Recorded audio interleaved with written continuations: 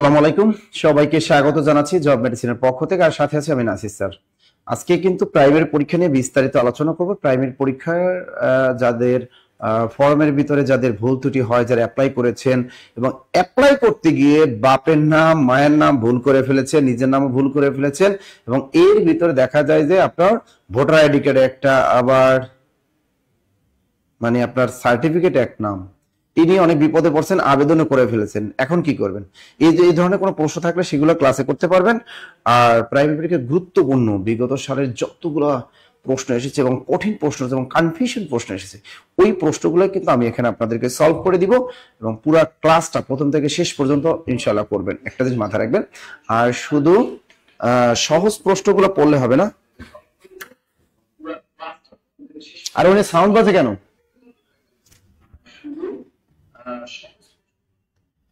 কারণ আমাদের সহজ শুধু এমসিকিউ সলভ করা হবে না। এবার একটা জিনিস মাথার ভিতরে গেঁথে রাখেন, আপনি শুধু এমসিকিউ সলভ করে কখনোই আপনি পরিপূর্ণভাবে আপনি 90 নম্বরের ভিতরে 75+ নম্বর পাবেন না। অনেক দেখবেন, অনেক অনলাইন বলবেন, ব্যক্তিগতভাবে হলে যাই হোক, অনেকে কিন্তু অনেক আপনাকে বলবে যে হ্যাঁ এগুলো পড়লে। আবার অনেকে দেখেছে যে একদম সাজেশন। ভাই, আপনারা সাজেশন চাবেন কেন? প্রাইমারি পরীক্ষায় কি কখনো সাজেশন না? একটা জিনিস মাথার ভিতরে গেঁথে রাখেন, বিসিএস পরীক্ষার প্রাইমারি পরীক্ষায় এইসব চাকরি পরীক্ষা কোনো সাজেশন চাবেন না। যে আপনাকে সাজেশন তৈরি করে দিবে ও দেখবেন ও নিজে কোনো চাকরি পাইবে না, ও নিজে পরীক্ষায় দিলেই টিকবে না। কারণ প্রাইমারি পরীক্ষার সাজেশন কেমনে দিবেন? আপনি চিন্তা করেন যে এখানে আপনি চিন্তা করেন 90 নম্বর এমসিকিউ, সর্বোচ্চ সংখ্যক নম্বর আপনাকে পেতে হবে।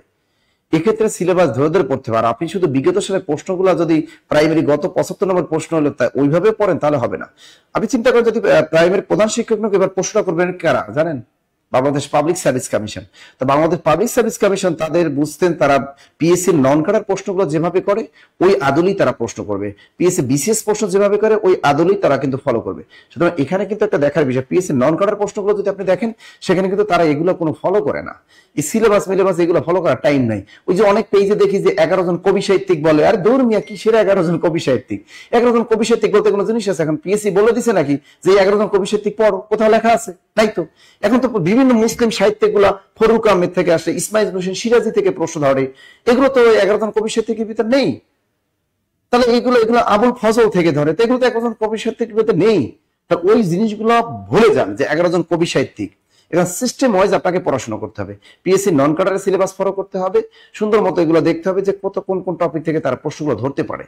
স্মার্ট প্রাইমারি প্রধান শিক্ষক প্রশ্নটা একদম স্মার্ট একটা প্রশ্ন হবে এবং এই প্রশ্ন দেখবেন আপনারাই তারাই টিকবেন যারা সুন্দর মতো গুছানো পদ্ধতি অবলম্বন করে। বিশেষ করে যারা বিসিএস প্রস্তুতি নেয় তাদের একটা গুছানো ফরম্যাট থাকে, ঠিক আছে? এই গুছানো ফরম্যাট অনুযায়ী আপনাদের আগাতে হবে। এই জন্য আপনি কখনোই কোনো পেজে যদি দেখেন প্রাইমারি সার্কুলার প্রাইমারি কি দিবে, সাজেশন দিবে, এখান থেকে কমন পড়ে, ভাই এগুলো আপনি কান দিয়েন না। বুঝতে পারতেছেন এটা পিএসসির পরীক্ষা, তো পিএসসির পরীক্ষার কিসের সাজেশন রে ভাই? এখান থেকে আপনাকে বেসিক থেকে ধরে ধরে ধরে ধরে ধরে ধরে পড়তে হবে। আপনি ইংরেজির কথা বলে যদি নাউন যদি বেসিকটা আপনার পড়া থাকে তাহলে আপনার নাউন থেকেও যেভাবেই ঘুরিয়ে আসুক আপনি পারবেন। আপনি মনে করেন ভয়েস সেন্স আপনি যদি বেসিকটা জানেন তাহলে যেভাবে আসুক পারবেন। এখন আপনি বাংলার ক্ষেত্রেও সেম, জিকের ক্ষেত্রেও সেম, সবকিছুর সেম, ম্যাথেরও সেম। আপনি বেসিকটা শেখেন, সেগুলো আপনি আস্তে আস্তে আপনি পরীক্ষা যেভাবেই ঘুরে আসুক আপনি পারবেন। একটা মাথা রাখেন, এবার কত আবেদন করবে? প্রথম ধাপে দ্বিতীয় ধাপে প্রচুর পরিমাণে স্টুডেন্ট আবেদন করবে এখানে, এবং আমাদের ওই পরিমাণে আবেদনের চেয়ে আমাদের ক্যান্ডিডেট কিন্তু বেশি, তাই ক্যান্ডিডেটকে বাদ দিতে হবে। কারণ সর্বোচ্চ সংখ্যক নম্বর কোনো এই চাকরি পরীক্ষায় কোনো ধরনের কোনো রিটার্ন নাই। সুতরাং আপনাকে সর্বোচ্চ সংখ্যক নম্বর একটা কাটমার্ক রেখে তারপরে কিন্তু আপনার টিকাবে। মনে করেন 10,219 জন, হয়তো এখানে বাড়বে 15,000 হবে। প্রথম ধাপের কথা বলি, 15,000 যদি হয়, আপনি দেখেন 15,000 আবেদন করবে কত, এখানে ভাইবার জন্য কত রাখবে? হয়তো 15,000 জন্য, ভাইবার জন্য কত 3 15 45,000 রাখলো, বা 40,000 বেশি জীবনে আপনার রাখবে না। প্রথম ধাপে ভাইবার জন্য কত 40,000 রাখলো, তো 40,000 স্টুডেন্ট যদি ভাইবা বোর্ডে রাখে, এখানে পরীক্ষা দেবে কত? যেমন পরীক্ষা দেবে প্রায় 8 থেকে 10 লাখ, ধরে 10 লাখ পরীক্ষা দিবে, তার বেশি দিবে, এটা মনে রাখেন। তো এতগুলোর ভিতর ঠিক হবে মাত্র 40,000। তার মানে আপনার কত পেতে হবে আপনি একটা ভালো ভেবে দেখেছেন? একটাবার ভাবেন। তো এখান থেকে বেসিক যদি পড়াশোনা করে, শুধু কোচিং সেন্টারগুলোর দিকে তাকাইলেই হবে না, নিজের পড়াশোনা করতে। ভাই অনেকে কোচিং সেন্টারের প্রতি অনেক বিরক্ত, এটা ভালো লাগে না, নিজে নিজে পড়েনি। হ্যাঁ ভাই, কোচিং সেন্টার আসে কারা? এখানে আসে যারা একটু গুছিয়ে পড়তে পারে না যে কিভাবে পড়াশোনা করবে, কোথা থেকে পড়াশোনা করবে। এরকম অনেকে থেকে বিভিন্ন পেজে গ্রুপে আপনারা কমেন্ট করেন যে কোন গাইড বইটা পড়লে প্রাইমারি পরীক্ষা টিকা যাবে। আবার অনেকে দেখি সেখানে আবার জবাবও দিয়ে যায় কোন আপুরা যারা প্রাইমারি চাকরি করে, হ্যাঁ আমি এই গাইড বইটা পড়ে আমি প্রাইমারি চাকরি পেয়েছি। আরে ভাই, তখন তো নারী কোটা ছিল, এর আগে একটা জিনিস মাথায় রাখেন, আগে নারী কোটা ছিল, সে তার কোটা দিয়ে সে 50 পাইও সে তার চাকরিটা হয়েছে, পোষ্য কোটা দিয়ে সে 45 পেয়ে তার চাকরিটা হয়েছে। কিন্তু ওই আগের যুগ ভুলে যান। এখন কোন ধরনের কোন একটা নির্দিষ্ট একটা গাইড বই পড়লেই যে আপনার চাকরিটা হবে এটা ভুলে যান। ঠিক আছে, এই জন্য আপনাকে বেসিক ধরে ধরে একটা মাথা ঠান্ডা রেখে সুন্দর মতো আপনার প্রত্যেকটা খাতা, বাংলা খাতা আলাদা করতে হবে, ম্যাথের খাতা আলাদা করতে হবে, জিকের খাতা আলাদা করতে হবে, বাংলার জন্য আলাদা করতে হবে, সুন্দর মতো গুছানো একটা ফরম্যাট আপনাকে পড়াশোনা করতে হবে। আবার দেখলাম আজকে একটা গ্রুপে দেখলাম কি যেন দিছে, মানে বোর্ড বই, অর্থাৎ পুরাতন নবম দশম পুরাতন বোর্ড বইয়ের বিগত সালের প্রশ্ন এখান থেকে 100 পদ নম্বরে কমন। ভাই আপনার মাথায় কি একটু বুদ্ধি নাই যে নবম দশম শ্রেণীর পুরাতন বোর্ড বইটা যদি আপনি পড়েন, ওটা পড়লে আপনার কি এমন ফায়দা হবে? অধিকাংশ তো চেঞ্জ হয়ে গেছে। এখন আপনি দেখেন বর্তমান নাসিক ধ্বনি 3টা, ওই বইয়ের ভিতর দেওয়া আছে নাসিক ধ্বনি 5টা, আপনি কি 5টা দাগালে হবে? এখন স্পর্শ ধ্বনি 20টা, আপনার ওই বইয়ে দেওয়া আছে স্পর্শ ধ্বনি, এখন স্পর্শ ধ্বনি কয়টা? 20টা। ওই বইয়ে পুরাতন বোর্ড বই দেওয়া আছে 25টা, তাহলে কি হবে? দন্তধ্বনি বর্তমানে 4টা, ওই বই পড়লে দেয়া আছে 5টা, তাহলে হবে কখনো? কখনই হবে না। এখন দেখেন সমাস বর্তমানে 4 প্রকার, ওই বইয়ে দেয়া আছে পুরাতন বইয়ে 6 প্রকার, ওইভাবে দাগিয়ে আসলে আপনার চাকরিটা হবে? কখনই হবে না। ভাই এই জন্য বললাম যে আপনি হুটহাট কোনো কিছু পাইলে হবে না, গুছানো পরামর্শ নেন, তারপর ভালো ভালো টিচারদের ফলো করেন, যারা কোনো না কোনো ভালো একটা প্রতিষ্ঠানে পড়াশোনা করেছে নিজেরা এবং নিজেরা ওরকম ভালো অভিজ্ঞদের পরামর্শ নেন, যে দেখেন যে কি আসলে আপনি খালি পড়লেই হবে না, পড়তে হবে শুদ্ধ। আজকে আমি আপনাকে এমন এমন প্রশ্নগুলো আমি দেখাবো যে প্রশ্নগুলো ভুল থাকে, যেগুলো ভুল থাকে, বাজারে গাইডেও ভুল থাকে, এই ভুলটাই আপনি পরে ওই ভুলটাই দাগাই আসেন পরীক্ষা হলে, তাহলে আপনার লাইফটা কিন্তু ধ্বংস হয়ে যেতে পারে। এত কষ্ট করে পড়াশোনা করলেন দিন রাত 24 ঘন্টা, কিন্তু আপনি ভুল শিখলেন। ভাই ভুল শিখলা যাবে নয় কারে না। তা আজকে যারা আমাদের এখানে যারা জয়েন হয়েছেন সবাইকে বলবো যে ক্লাসটা সবাই একটু শেয়ার করে দেন, আর সর্বোচ্চ শেয়ারকারী কিন্তু ক্যারিয়ার প্লাস বইটা লাইব্রেরিতে পাওয়া যাবে, নীলক্ষেত মামুন বুকসে কিন্তু আপনি ক্যারিয়ার প্লাস বাংলা বইটা পাবেন ইনশাআল্লাহ। তাই ক্লাসটা সবাই একটু শেয়ার করে দেন, ক্লাসটা শেয়ার করেন। শেয়ার করলে আপনাদের পরিচিত যারা আছে তারা দেখতে পারবেন। আর জানেন যে আমার এই বাংলা ক্লাসের ভিতরে আপনারা শুদ্ধ বাংলা লাগে, আমি চাই না আপনারা কখনো একটা ভুল করেন, কারণ বাংলা আমাকে অনেক আপনারা SMS দেন, প্রশ্ন করেন, স্যার এই বাংলা এখানে এইটা, এই বই এটা পেয়েছি, এই বই এটা পেয়েছি, এটা কি হবে? আমি কিন্তু সবসময় আপনাদের চেষ্টা করি একদম কারেক্ট একটা দেওয়ার জন্য, ঠিক আছে? তা এখন দেখেন আপনি নীলক্ষেত মামুন বুকসে পাবেন বা আমাদের হটলাইনে ফোন দিলেও পাবেন। তো এখানে আপনাদের যদি কোনো সমস্যা থাকে সেগুলো একটু বলবেন, একটু বলেন। দেখেন এখানে একটা প্রাইমারি সহকারী শিক্ষক পরীক্ষা 2023 সালে একটা প্রশ্ন আসছে এবং 17তম নিবন্ধন পরীক্ষা একটা প্রশ্ন। এখন দেখেন এই প্রশ্নটা আপনারা কিন্তু বাংলা ভাষার মূল উৎস কি, এই প্রশ্নটা বাজারে অধিকাংশ গাইড বইয়ে ভুল দেখেছি আমি, এবং অনেকের দেখেছি, অনেক অনলাইন প্ল্যাটফর্মে দেখেছি যে টিচাররা এটা ভুল পড়ায়। এবার আপনাদের কাছ থেকে আমি সুন্দর একটা উত্তর আশা করতেছি, যে এই প্রশ্নটা যদি আপনারা মনে করেন আবার যদি প্রাইমারি পরীক্ষা ধরে, নিবন্ধন ধরে বা কোনো না কোনো জব পরীক্ষা যদি এই প্রশ্নটা আসে যে বাংলা ভাষার মূল উৎসটা কি, এখানে আপনি কোনটা উত্তর করবেন, বা এটা একটা ভাইবা বডি প্রাইমারিতে আপনাকে প্রশ্ন করে বসলো যে আসলে আমাদের বাংলা ভাষার মূল উৎসটা কি, কোথা থেকে আমাদের এই বাংলা ভাষাটার জন্ম হয়েছে, এটা আপনাকে জানতে চাওয়া হয়েছে এই প্রশ্নে। তা দেখি আপনারা এই শুদ্ধ উত্তরটা কি করেন, এই শুদ্ধ উত্তরটা কি করেন একটু দেখি, একটু বলেন তো ঝটপট। হ্যাঁ, আমাদের তোয়া মনি আছে আমাদের সাথে, রিদা হোসেন আছে আমাদের, তাপসি আফরোজ আছে আমাদের, সে শাহ হাসান স্যার রুটিন সাজাবো কিভাবে, এই ব্যাপারে কিছু বলেন। এই ব্যাপারে আমাদের মমিনুল স্যার আপনাদেরকে রুটিন করে দেবে, যা আমাদের পেইড বেজের স্টুডেন্ট আছে না আপনাদেরকে সুন্দর মতো রুটিন করে দিবে। একটু দ্রুত দ্রুত দ্রুত দ্রুত কে কয়টা শেয়ার করেছেন বলবেন। আর সবাই কিন্তু সর্বোচ্চ শেয়ারকারী কিন্তু এই ক্যারিয়ার প্লাস বাংলা বইটা পাবেন, ক্যারিয়ার প্লাস বাংলা বইটা পাবেন একদম সুন্দর মতো, সর্বোচ্চ শেয়ারকারীও পাবেন এবং সর্বোচ্চ মেনশনকারীও পাবেন। এই বইটা যাদের কাছে আছে একটু কমেন্টের মাধ্যমে জানাবেন।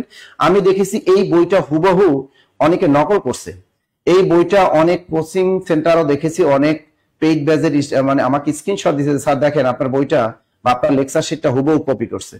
ঠিক আছে, তা যারা কপি করছে আমরা এর ভিতরে আইনি পদক্ষেপ নেব।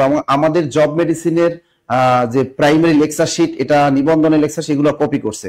ঠিক আছে, এগুলা নিয়ে তারা হয়তো কোনোভাবে এগুলা নিয়ে করছে, এটা আবার খুবই সুন্দরভাবে ধরা হবে, এটা তার মুখোশ উন্মোচন করা হবে যে জব মেডিসিনের জিনিস যারা কপি করে তাদেরকে কিন্তু ধরা হবে। ওকে, আমরা এখানে আপনারা অনেকেই বলেছেন যে দেখেন কি বলছেন স্যার, আমি একটু দেখি বাংলা ভাষার মূল উৎস কি। দেখেন এই জিনিসটা আপনারা একটু ভালো করে খেয়াল করেন, ভালো করে বুঝিয়ে দিচ্ছি। আপনারা অনেকে উত্তরটা সঠিক উত্তরটা দিয়েছেন, আবার অনেকে বেশিরভাগই অনেকে ভুল উত্তরটা করেছেন। আমরা একটু দেখি তো কারা কারা ভুল করলেন বাংলা ভাষার মূল উৎস আমি অনেকবার পড়িয়েছি আপনাদেরকে। অনেকে বলেছেন বৈদিক ভাষা। হ্যাঁ, বৈদিক ভাষা কারা বলছেন? যারা প্রাইমারি গাইড বই পড়েন এবং কিছু নিউ বাংলা টিচার আছে যারা মার্কেটে, তাদের কাছ থেকে এই জিনিসটা আপনারা শিখেছেন। কিন্তু ভালো করে ব্র্যান্ডেড টিচারের ক্লাসে আপনি কখনোই ওই টিচার পড়ায় না যে এটা হলো বৈদিক ভাষা। এটা খেয়াল করেন, এটা কিন্তু বৈদিক ভাষা কখনোই হবে না, হবে না। এবার আসি আমরা জানি পৃথিবীর একটা কাল্পনিক ভাষা বংশের নাম হলো ইন্দো ইউরোপীয় ভাষা বংশ। আর এই ইন্দো ইউরোপীয় ভাষা বংশের প্রধান শাখা হলো দুইটি, একটা হলো কেন্তুম আর একটা শতম। এই শতম শাখা থেকেই মূলত আমাদের বাংলা ভাষার জন্মটা হয়েছে। তো আমরা দেখব এই কিভাবে আমাদের বাংলা ভাষাটার জন্মটা হলো। শর্টকাট দেখি, এই তথ্যটা আমি নিয়েছি নবম দশম শ্রেণীর নতুন বোর্ড বই 2025।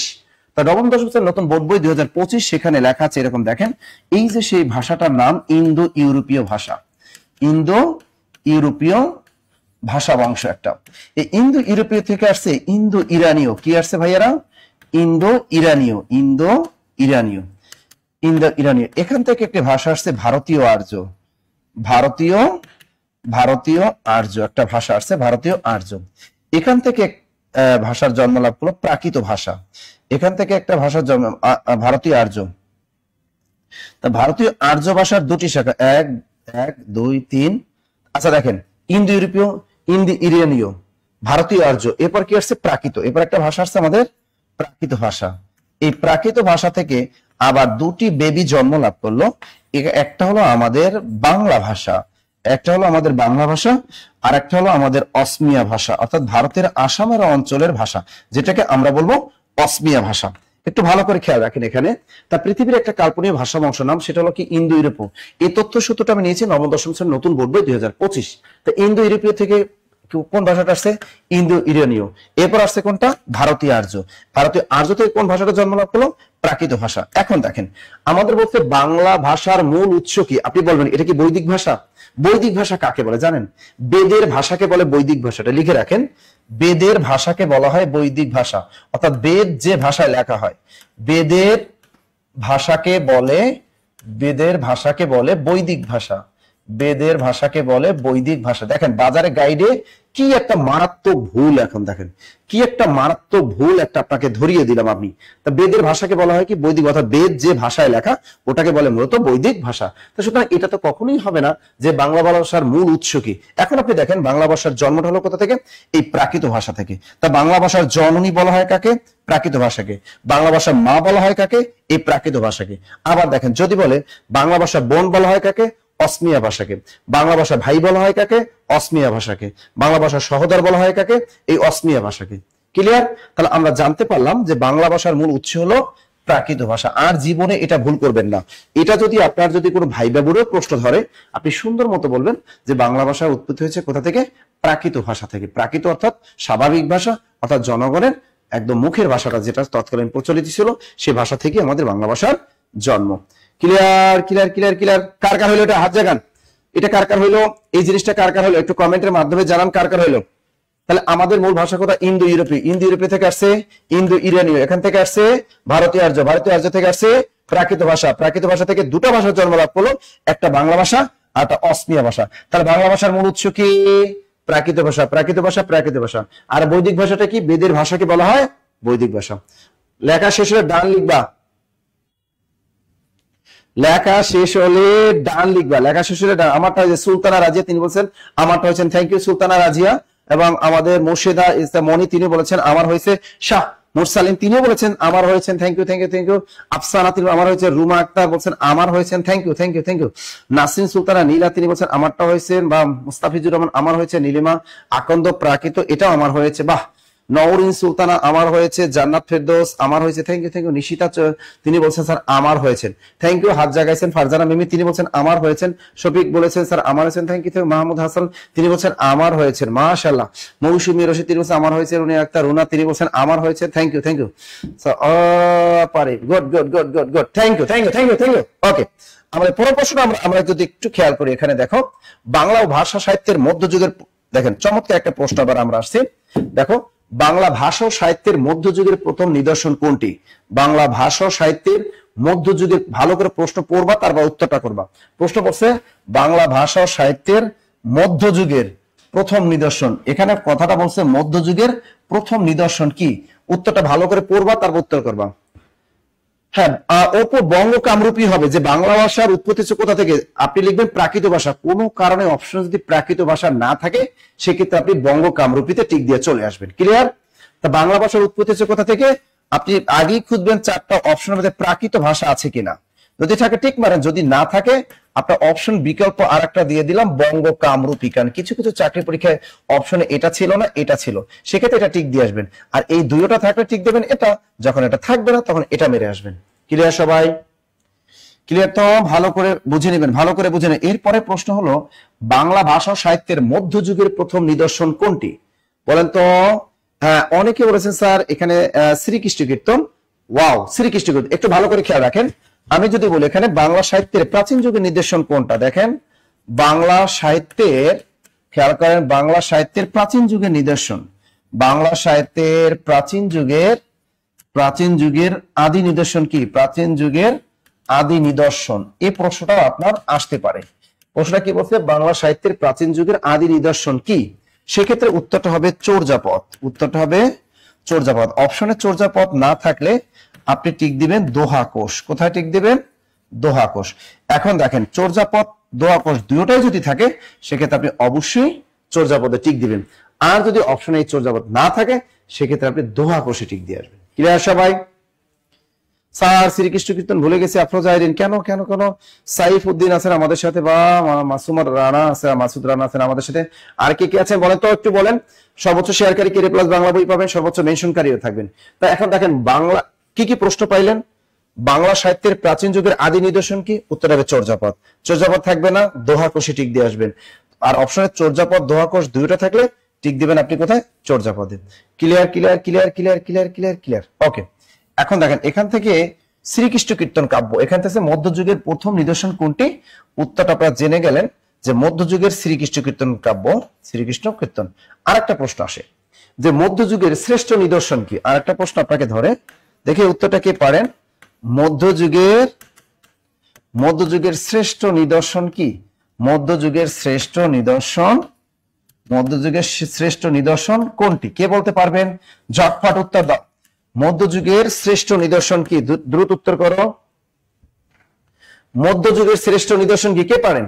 হ্যাঁ, ক্লিয়ার। অপু পাল ক্লিয়ার, মহসিন আলী স্যার, জাহান সাদমান আছেন আমাদের সাথে। Very good very good very good. আমাদের রেহানা আক্তার, আমাদের সাদিয়া তানজিন, তিনি বলছেন ক্লিয়ার।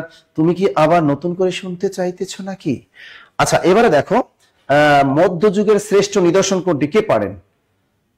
মধ্যযুগের শ্রেষ্ঠ দিলরুবা প্রিয়া, তিনি বলেছেন মধ্যযুগের শ্রেষ্ঠ নিদর্শন যদি বলে সেটা কিন্তু হবে, উত্তরটা কি হবে দেখি, উত্তর হবে Vaishnava Padavali. Thank you thank you thank you. উত্তর হবে বৈষ্ণব পদাবলী। এগুলো আমি দেখেছি বাজারে অনেক গাইডে এই তথ্যটা ভুল, সেখানে দেয়া আছে যে মধ্যযুগের শ্রেষ্ঠ নিদর্শন দেয়া আছে শ্রীকৃষ্ণ কীর্তন। সম্পূর্ণ ভুল তথ্য, ভালো করে শিখে রাখুন। মধ্যযুগের শ্রেষ্ঠ নিদর্শন হলো বৈষ্ণব পদাবলী, আর মধ্যযুগের আদি নিদর্শন হলো শ্রীকৃষ্ণ কীর্তন কাব্য। ক্লিয়ার সবাই? ক্লিয়ার তো? ওকে। এখন দেখেন চমৎকার কিছু কিছু প্রশ্ন লিটারেচার আপনাদের শিখিয়ে রাখে, কারণ আপনি জানেন এবার প্রাইমারি পরীক্ষা বাংলা লিটারেচার থেকে আসবে 10 নম্বর। ভালো করে খেয়াল রাখেন, আমাদের বাংলা থেকে কত নম্বর থাকবে প্রাইমারি পরীক্ষা? বাংলা থেকে থাকবে আমাদের 25। 25-এর ভিতরে আপনার ব্যাকরণ থেকে কত থাকবে? 25-এর ভিতরে এবার ব্যাকরণ থেকে থাকবে মাত্র 15, আর আমাদের লিটারেচার মানে সাহিত্য থেকে থাকবে আমাদের 10। ক্লিয়ার সবাই? তা 15 আর 10 কত? 25। তার মানে এই 10 নম্বরটা কেউ কিন্তু সহজে পড়ায় না। লিটারেচার পার্টটা মানে কেন যেন অনলাইনে প্ল্যাটফর্মে আমি খুব কম দেখি যে লিটারেচারটা পড়ায়, অথচ লিটারেচার যে প্রাইমারি 10টা নম্বর আছে এটা অনেকে ভুলে যায়। এই জন্য বললাম লিটারেচার গুরুত্ব দেন। যদি চাকরি পেতে হয় লিটারেচার 10-এর ভিতরে আপনার 9 অবশ্যই রাখতে হবে। বাংলা ভালো একটা নম্বর অর্জন করতে পারলে পরীক্ষা চাকরিটা ভালো হবে আপনার জন্য। তো বাংলা ভাষা সাহিত্যে মধ্যযুগের প্রথম নিদর্শন কোনটি? উত্তরটা হবে শ্রীকৃষ্ণ কীর্তন। এখন দেখেন এই শ্রীকৃষ্ণ কীর্তনের কাব্যের মূল নাম কি ছিল? এই কাব্যটির রচয়িতাকে, এই শ্রীকৃষ্ণ কীর্তন কাব্যটির মূল রচয়িতা লেখেন, এই কাব্যটির মূল রচয়িতাকে আমরা জানি বড়ু চণ্ডী দাস। উত্তরটা হবে বড়ু চণ্ডী দাস। তা শ্রীকৃষ্ণ কীর্তন কাব্যটির মূল রচয়িতাকে বড়ু চণ্ডী দাস। এই শ্রীকৃষ্ণ কীর্তন কাব্যটি মূল নাম কি ছিল? শ্রীকৃষ্ণ সন্দর্ভ। লেখেন এ কাব্যটির মূল নাম ছিল, লেখেন এ কাব্যটির মূল নাম এ কাব্যটির মূল নাম কি ছিল বলতো? এ কাব্যটির মূল নাম ছিল, চমৎকার একটা প্রশ্ন, শ্রীকৃষ্ণ সন্দর্ভ। লিখে রাখেন, শ্রীকৃষ্ণ সন্দর্ভ। আমরা কি লিখলাম? শ্রীকৃষ্ণ কীর্তন কাব্যটির মূল নাম ছিল শ্রীকৃষ্ণ সন্দর্ভ। দ্রুত লেখেন। আমরা দেখেন কি কি শিখলাম, যে শ্রীকৃষ্ণ কীর্তন কাব্যটির মূল রচয়িতাকে বরুচণ্ডী দাস। এই কাব্যটির মূল নাম কি ছিল? শ্রীকৃষ্ণ সন্দর্ভ। শ্রীকৃষ্ণ সন্দর্ভ। দ্রুত লেখেন, স্যার দোয়া করবেন। Thank you Nilima Akanda heart. Baruchandi Das. Farzana Mimi আছেন আমাদের, নাজমুল হক তিনি বলছেন yes, very good. Baruchandi Das Barchandi Das না, তোমরা বরচণ্ডী দাস কেন? বরচণ্ডী দাস। এবার দেখো, এই শ্রীকৃষ্ণ কীর্তন কাব্যটির প্রধান চরিত্র কয়টা বলতে পারবা? এ কাব্যের প্রধান চরিত্র, প্রধান চরিত্র, শ্রীকৃষ্ণ কীর্তন কাব্যের প্রধান চরিত্র কয়টি কে বলতে পারবেন? আমরা জানি এই কাব্যের প্রধান চরিত্র আছে 3টি, আরো অনেক চরিত্র আছে, কিন্তু প্রধান চরিত্র 3টি। তাই সে 3টি কি? 1 নম্বর হলো কৃষ্ণ, 2 নম্বর হলো রাধা, 3 নম্বর হলো বড়াই, ডয়বিন্দু রয় আকার রস্যই, বড়াই। এই রাধা কৃষ্ণ বড়াই, এই কাব্যের প্রধান চরিত্র হলো 3টি, রাধা কৃষ্ণ আর একটা কি? বড়াই। এই বড়াইকে বলা হয়, এটা পুচুল পাকা সাদা একজন বয়স্ক মহিলা। তা এই যে বড়াই চরিত্রটা আছে আমাদের, এটা হলো বাংলা সাহিত্যের প্রথম মানব চরিত্র, যেটাকে বলা হয় বাংলা সাহিত্যের প্রথম মানব চরিত্র, বলা হয় কাকে? বড়াইকে। এই বড়াই কিন্তু একজন চুল পাকা বয়স্ক সাদা মহিলা, কিন্তু তিনি কিন্তু ছিলেন লেসবিয়ান। তিনি কি ছিলেন? লেসবিয়ান। তা লেসবিয়ান চরিত্র, বাংলা সাহিত্যের প্রথম লেসবিয়ান চরিত্র কোনটা? এই বড়াই, এই বুড়ি এই বড়াই। ওকে। আর রাধাকৃষ্ণের প্রেমের দূতী বলা হয় কাকে? প্রশ্ন অনেকবার এসেছে কিন্তু। আর এই রাধাকৃষ্ণের প্রেমের দূতীও বলা হয় এই বড়াই চরিত্রটাকে। ক্লিয়ার সবাই? লিখেছেন প্রধান চরিত্র 3টি। এছাড়া এই রাধার কিন্তু কিছু সখী ছিল, ললিতা, বিশাখা, বান্ধবীরাও কিন্তু ছিল এখানে। আপনাদের সাধারণত এখানে আসতে পারে যে শ্রীকৃষ্ণ কীর্তন কাব্যের প্রধান চরিত্র কয়টা? 3টা। আসতে পারে বড়াই কোন ধরনের চরিত্র? তাকে বলা হয় রাধাকৃষ্ণের প্রেমের দূতী বলা হয়। ওকে। শ্রীকৃষ্ণ কীর্তন কাব্যে খণ্ড আছে কয়টি কে বলতে পারেন? এই কাব্যে শ্রীকৃষ্ণ কীর্তন কাব্যে খণ্ড আছে কয়টি? 13টি। দ্রুত লেখেন। হ্যাঁ, বাংলা সাহিত্যের প্রথম মানব চরিত্রের নাম Barai. Very good Shahida Akter, good. প্রেমের দূতী বলা হয় অপু পাল। Thank you. বাংলা সাহিত্যের প্রথম মানব চরিত্র এই হলো বড়াই। এই কাব্যে খণ্ড আছে কয়টি? এই কাব্যে শ্রীকৃষ্ণ কীর্তন কাব্যে খণ্ড আছে কয়টি? এই কাব্যে খণ্ড আছে আমাদের কয়টি বলেন তো? এই কাব্যে খণ্ড আছে কিন্তু 13টি। কয়টি? 13টি। তাই শ্রীকৃষ্ণ কীর্তন কাব্যে খণ্ড আছে কয়টি? 13টি। মনে থাকবে। এই কাব্যের খণ্ড আছে কয়টি? 13টি। তা এই কাব্যে শ্লোক আছে কয়টি? পদ সংখ্যা কয়টি? ঠিক আছে, পুঁথি আছে কয়টি? এই কাব্যে পুঁথি আসতে পারে। শ্রীকৃষ্ণ কীর্তন কাব্যে পুঁথির সংখ্যা কয়টি? পুঁথি, এই কাব্যে পুঁথির সংখ্যা কিন্তু 452টি। 452টি আছে এই কাব্যের মধ্যে পুঁথি। আর পদ সংখ্যা কয়টি আছে? এই কাব্যে পদ সংখ্যা আছে, শ্রীকৃষ্ণ কীর্তন কাব্যে পদ সংখ্যা আছে 418টি। কয়টি? 418টি। আপনি যদি বেসিক থেকে না পড়েন, আপনি শ্রীকৃষ্ণ কীর্তন কাব্য থেকে একটা নম্বর আসবেই। এই কাব্যটি আবিষ্কার কত সালে তাও কিন্তু ধরতে পারে। তাই এখানে একটু লিখে রাখেন, শ্রীকৃষ্ণ কীর্তন কাব্যে খণ্ড কয়টি? 13টি। এই কাব্যে পুঁথির সংখ্যা আছে কয়টি? 452টি। পদ সংখ্যা কয়টি? 418টি। লেখা শেষ হলে ডান লেখো। দ্রুত। বড়াই আলামি লিখছি স্যার, বড়াই ছেলে নামে। এই বড়াই হলো চোল পাকা বয়স্ক একজন লেডিস, নারী চরিত্র, কিন্তু তার ক্যারেক্টার ভালো ছিল না, তিনি ছিল একজন লেসবিয়ান চরিত্রের নারী। ওকে। ক্লিয়ার। গুড। এখন দেখেন এই কাব্যটি আবিষ্কার কত সালে হয়? 1909 সালে শ্রী বসন্ত রঞ্জন রায় পশ্চিমবঙ্গের বাঁকুড়া জেলার কাকিল্যা গ্রামের দেবেন্দ্রনাথ মুখোপাধ্যায়ের গোয়াল ঘরের মাচা থেকে একটি একটা পুঁথি আবিষ্কার করেন। এই হাতে লেখা এই যে পুঁথি ছিল, তুলট কাগজে হাতে লেখা এই পুঁথিটা ছিল। এই পুঁথিটার শেষের 45 পৃষ্ঠা ছেঁড়া ছিল, যে কারণে এই পুঁথির কাব্যের কাহিনী আমরা অসমাপ্ত জানতে পাই। এবং এই কাব্যটি বসন্ত রঞ্জন রায় 1916 সালে নিজেই সম্পাদনা করলেন, এবং এই কাব্যটি তিনি প্রকাশ করলেন কি নামে? এটাতে শ্রীকৃষ্ণ কীর্তন নামে 1916 সালে কলকাতার বঙ্গীয় সাহিত্য পরিষদ থেকে তিনি এটা প্রকাশ করেন। ক্লিয়ার? আবার দেখেন, আবার এটা বুঝিয়ে দিচ্ছি যে 1909 সালে শ্রী বসন্ত রঞ্জন রায় পশ্চিমবঙ্গের বাঁকুড়া জেলার কাকিল্যা গ্রামের দেবেন্দ্রনাথ মুখোপাধ্যায়ের গোয়াল ঘরের মাচা থেকে তুলট কাগজে হাতে লেখা এই কাব্যের প্রথম পুঁথি উদ্ধার করেন। যখন তিনি এই পুঁথিটা উদ্ধার করেন তখন এর ভিতরে তিনি দেখতে পেলেন কয়েকটা পৃষ্ঠা, প্রথমে 2টা পৃষ্ঠা ছেঁড়া, মাঝখানে কিছু পৃষ্ঠা ছেঁড়া এবং শেষের 45 পৃষ্ঠা নেই। আর মাঝখানে একটা সিরকুট ছিল, এই সিরকুটের ভিতরে লেখা ছিল শ্রী শ্রী রাধাকৃষ্ণ শ্রীকৃষ্ণ সন্দর্ভ। এখান থেকেই তিনি নামটা নিয়েছেন এই বসন্ত রঞ্জন রায়। তিনি এটাকে সম্পাদনা করলেন এবং তিনি সম্পাদনা করে কিছু কাটছাট করলেন এবং এই কাটছাট করে তিনি 1916 সালে কলকাতার বঙ্গীয় সাহিত্য পরিষদ থেকে এই কাব্যটার নাম দিলেন শ্রীকৃষ্ণ কীর্তন। এই নামে তিনি কিন্তু প্রকাশ করলেন। তো এখান থেকে আপনাদেরকে যে প্রশ্ন আসতে পারে, শ্রীকৃষ্ণ কীর্তন কাব্যটি প্রকাশ পায় কত সালে? তা লিখে রাখেন 1909 সালে। কত সালে? 1909 সালে। সরি, প্রকাশ পায় না, এটা হলো আবিষ্কার। শ্রীকৃষ্ণ কীর্তন কাব্যটি আবিষ্কার হয় কত সালে? শ্রীকৃষ্ণ কীর্তন আবিষ্কার হয় 1909 সালে। দ্রুত লেখেন 1909 সালে। কত সালে? 1909 সালে। দ্রুত লেখেন এই কাব্যটি আবিষ্কার হয় কত সালে? 1909 সালে। শ্রীকৃষ্ণ কীর্তন কাব্যটি আবিষ্কার করেন কে? এই কাব্যটি আবিষ্কার করেন কে বলেন তো? শ্রী বসন্ত রঞ্জন রায়। তিনি ছিলেন কলকাতা বিশ্ববিদ্যালয়ের বাংলা বিভাগের অধ্যাপক। তাহলে লেখেন শ্রী বসন্ত রঞ্জন রায়। শ্রী বসন্ত রঞ্জন রায়। শ্রী বসন্ত রঞ্জন, শ্রী বসন্ত রঞ্জন রায়। বসন্ত রঞ্জন রায় কি ছিলেন? তিনি কলকাতা বিশ্ববিদ্যালয়ের বাংলা বিভাগের কি ছিলেন? তিনি বাংলা বিভাগের অধ্যাপক ছিলেন। তো 1909 সালে শ্রী বসন্ত রঞ্জন রায় পশ্চিমবঙ্গের বাঁকুড়া জেলার কাকিলে গ্রামের দেবেন্দ্রনাথ মুখোপাধ্যায়ের গোয়াল ঘরের মাচা থেকে, প্রশ্নটা কিন্তু বিশেষ পরীক্ষা এসেছিল যে শ্রীকৃষ্ণ কীর্তন কাব্যটি আবিষ্কার হয় কোথা থেকে? গোয়াল ঘরের মাচা থেকে। কোথা থেকে? গোয়াল ঘরের মাচা থেকে এই কাব্যটি তিনি আবিষ্কার করলেন। আর এই শ্রীকৃষ্ণ কীর্তন কাব্যটি প্রকাশ পায় কত সালে? তাই দ্রুত লিখে রাখো 3 নম্বর প্রশ্ন। প্রকাশ, এইটা প্রকাশ পায় 1916 সালে। আমরা জানি যে চর্যাপদও কিন্তু প্রকাশ পেয়েছিল 1916 সালে কলকাতার বঙ্গীয় সাহিত্য পরিষদ থেকে, হাজার বছরের পুরনো বাংলা ভাষায় রচিত বদ্যগান এবং দোহা নামে।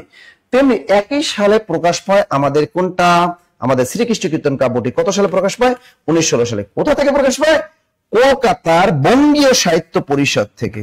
কলকাতার, দ্রুত লেখো, কলকাতার বঙ্গীয় সাহিত্য পরিষদ থেকে। কলকাতার বঙ্গীয় সাহিত্য পরিষদ থেকে। দ্রুত লেখো। লিখছে লিখছে লিখছে লিখছেন স্যার, একটু লেসবিয়ান কি এটাও একটু বুঝিয়ে দেন। লেসবিয়ান কি এটা বুঝেন না? লেসবিয়ানটা কি কেমনে বুঝাই? না, সমকামী না, এটাকে কি বলে? হ্যাঁ, সমকামী তো বলে। হ্যাঁ, সমকামী, সমকামী, এটাকে সমকামী বলা হয়। অর্থাৎ মেয়েরা মেয়েদেরকে পছন্দ করে, এক্ষেত্রে তাদের ছেলেদেরকে ভালো লাগে। এরকম কিন্তু আমাদের সমাজে অনেক আছে। আপনারা দেখবেন যে ঢাকা ইউনিভার্সিটি একজন শিক্ষক কিন্তু ধরা পড়েছেন। তিনি কিন্তু ছিল এই ধরনের ক্যারেক্টার মানুষ, অর্থাৎ তিনি কিন্তু পুরুষের সাথেই সবসময়, পুরুষদের তার ভালো লাগতো এবং ছাত্রদের সে নির্যাতন করত। এটা কিন্তু আমরা জানি। তেমনি অনেক মেয়ে আছে, তারা বয়স্ক যায়, অনেক মেয়ে আছে তাদের ছেলের ভালো লাগে না, তারা মেয়েদের অত্যাচার করে, অর্থাৎ তারা মেয়েদেরকে রেপ করে। এরকম কিন্তু অনেক আছে আমাদের সমাজে। তাই সেটাকে বলে সমকামী, অর্থাৎ মেয়েরা মেয়েদেরকে পছন্দ করে বা বিয়ে করতে চায়। ক্লিয়ার সবাই? লিখছেন লিখছেন লিখছেন। সব বুঝে পাবলিকের সামনে গাপটি মেরে থাকে, এরা কি বলো? আচ্ছা, লেখা শেষ? লেখা শেষ তো? হ্যাঁ, কলকাতার বঙ্গীয় সাহিত্য। দেখো কতগুলা প্রশ্ন আমি এখান থেকে আপনাদেরকে বেসিক ক্লাস শিখিয়ে দিলাম। মনে রাখবেন, এই কথা মনে রাখবেন যে প্রাইমারি পরীক্ষা, প্রধান শিক্ষক নিয়োগ পরীক্ষাটা যে এত সুন্দর একটা স্মার্ট পরীক্ষা হবে আপনি কল্পনা করতে পারবেন না। স্মার্ট পরীক্ষা হবে এবং প্রাইমারি সহকারী শিক্ষক নিয়োগ পরীক্ষাটা আবার অনেক স্মার্ট একটা পরীক্ষা হবে। স্মার্ট একটা পরীক্ষা হবে। ঠিক আছে? এই যে সিকান্দার নামাকার আলাওলের একটা বিখ্যাত কাব্য হলো সিকান্দার নামা।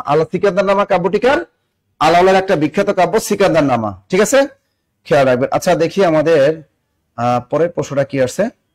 5 নাম্বার গেল, 4 নাম্বার গেল, 3 নাম্বার। আচ্ছা, 3 নাম্বার প্রশ্নটা একটু দেখেন, চমৎকার একটা প্রশ্ন। এই প্রশ্নটা বাজারের আমি দেখেছি প্রায় 99% গাইড বইয়ে, প্রাইমারি 99% গাইড বইয়ে আমি ভুল উত্তর দেখেছি আমি। এটা কে পারেন আমরা একটু দেখি। যে সাধু ও চলিত রীতিতে অভিন্ন রূপে ব্যবহৃত হয় কোন পদ? অব্যয় পদ, সম্বোধন পদ, সর্বনাম পদ নাকি ক্রিয়াপদ?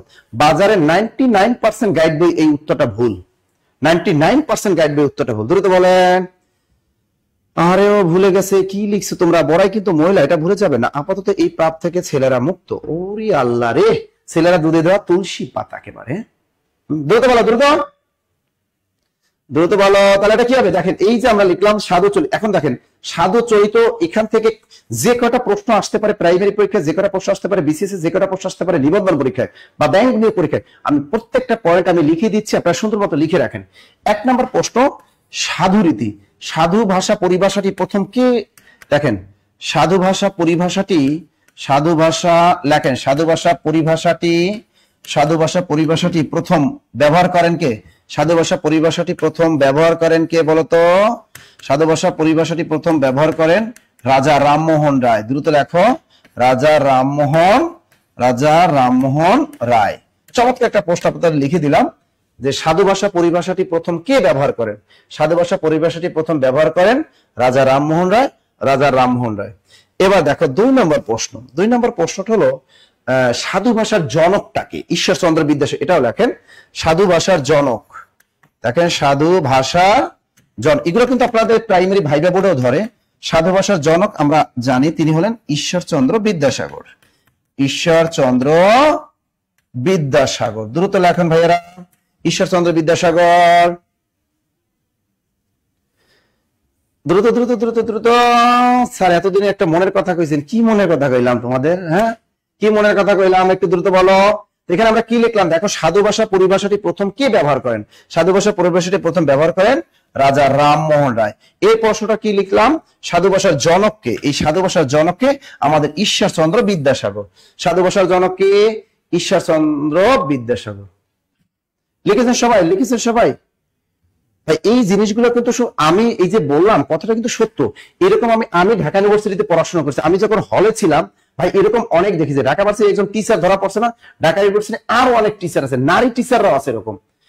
ঢাকা ইউনিভার্সিটির অনেক নারী টিচাররাও আছে এরকম। এটা ওটা শুধু ঢাকা ইউনিভার্সিটি না, অনেক প্রতিষ্ঠানে আছে ভাই এরকম।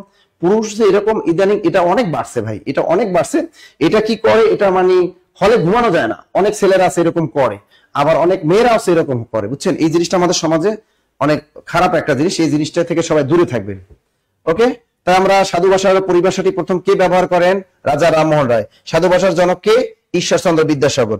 এরপর এখান থেকে আর কি কি ধরনের প্রশ্ন আসতে পারে দেখেন এখান থেকে প্রশ্ন আসতে, সাধু ভাষাটা কি? কৃত্রিম। সাধু ভাষা কি?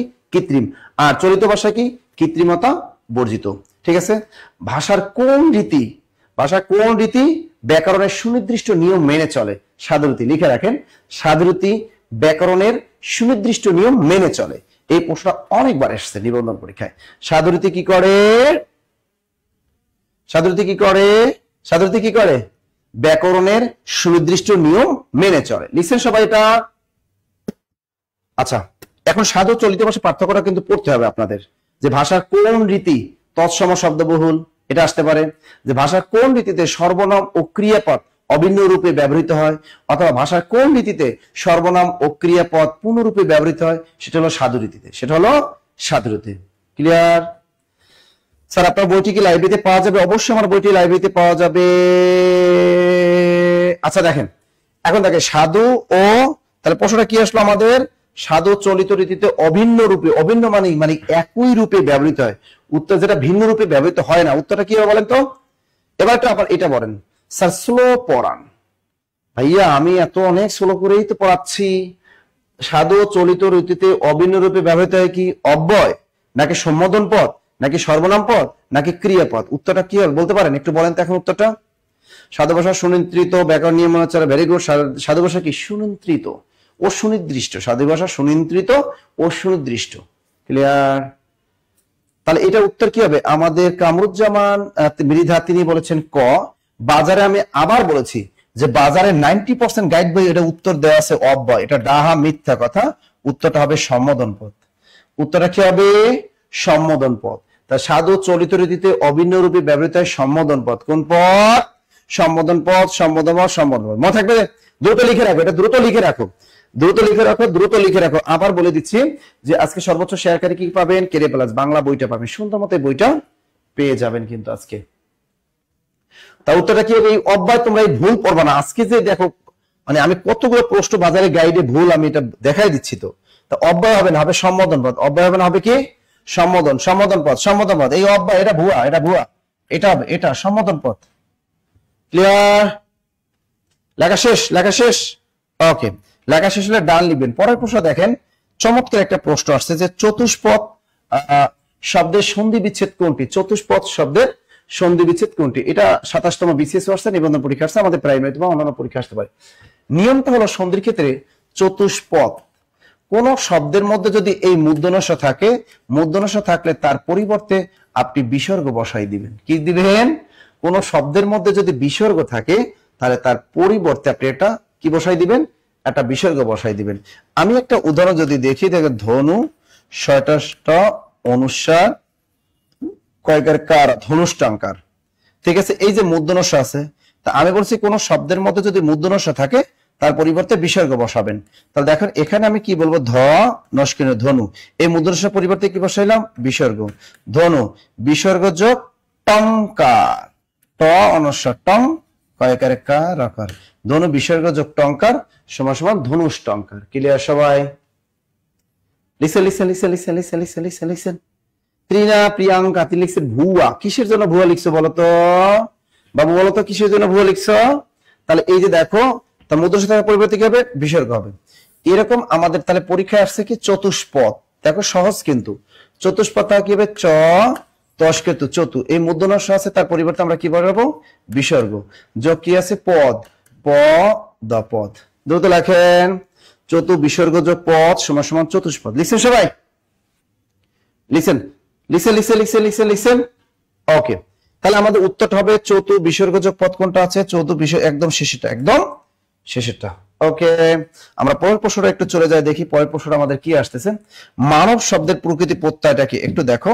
মানব শব্দের প্রকৃতি প্রত্যয়, মানব, মানব এটা আমরা সহজ ভাবে জানি। এখানে আছে মন যোগ ইষ্ণ, মনোযোগ অপ, মনোযোগ ইষ্ণ, মা যোগ নব। উত্তরটা দ্রুত বলো,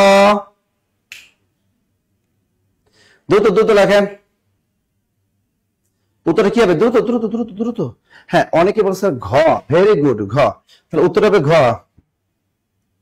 আচ্ছা দেখো এখানে হবে ঘ, এটা হবে এটা না, এটা দেখো মনু, মূল শব্দ হলো মনু, মানবের এটা এটা তদ্ধিত প্রত্যয়। তা মনু যোগ ইষ্ণ সমান সমান কি, মানব। মনোযোগ ইষ্ট সমান সমান মানব। লিখছেন মনোযোগ ইষ্ট সমান সমান মানব। সহজ একটা প্রশ্ন ছিল। হ্যাঁ, কেরিয়ার প্লাস বইটা এটা কিন্তু সুন্দর মতো দেয়া আছে, এটা সুন্দর মতো দেয়া আছে, একদম কেরিয়ার প্লাস বাংলা বইটা সুন্দর মতো দেয়া আছে। ওকে, পরের প্রশ্নটা যদি আমরা একটু চলে যাই, দেখো একটু পরের প্রশ্নটা কি হয় আমাদের। পরের প্রশ্নটা আমরা যদি যাই, কোনটি উপপদ তৎপুরুষ সমাস, তার আগে আমাদের জানতে হবে এই উপপদ তৎপুরুষ। ইদানিং প্রচুর পরিমাণে জব নিয়োগ পরীক্ষায় এই উপপদ তৎপুরুষ সমাসটা আসে। তা উপপদ তৎপুরুষ কেমনে মনে রাখবেন, এক কথায় প্রকাশের মতো, চোরামি বুদ্ধি এক কথায় প্রকাশ। আপনি 1 2 3 4 এই 4টা অপশন দেখবেন পরীক্ষার খাতায়, দেখার পর আপনি দেখবেন যে শব্দটা এক কথায় প্রকাশ করা যায় ওইটা টিক দিয়ে চলে আসবেন। তো উপপদ তৎপুরুষ সমাস চেনার উপায় হলো এক কথায় প্রকাশের মতো, এক কথায় প্রকাশের, এক কথায় প্রকাশের মতো যেটা হবে সেটাই হলো উপপদ তৎপুরুষ সমাস। দ্রুত লেখেন। এখন আপনারা এখান থেকে খুঁজে বের করেন যে এখানে এক কথায় প্রকাশ কোনটা কোনটা আছে, একটু বের করেন। হ্যাঁ, এরকম অনেক প্রশ্ন আসতে পারে, পকেট মার, কুম্ভকার। আর উদাহরণ দেখেন আমাদের পরীক্ষায় আসতে পারে, প কয়কার কি এটা, পকেট মার। এবার কি আসতে পারে, কুম্ভকার, কয়কে কুম্ভ কয়কার কারা, কুম্ভকার। দ্রুত লেখেন। স্যার আমার হয়েছে আল হাবিব, ভেরি গুড।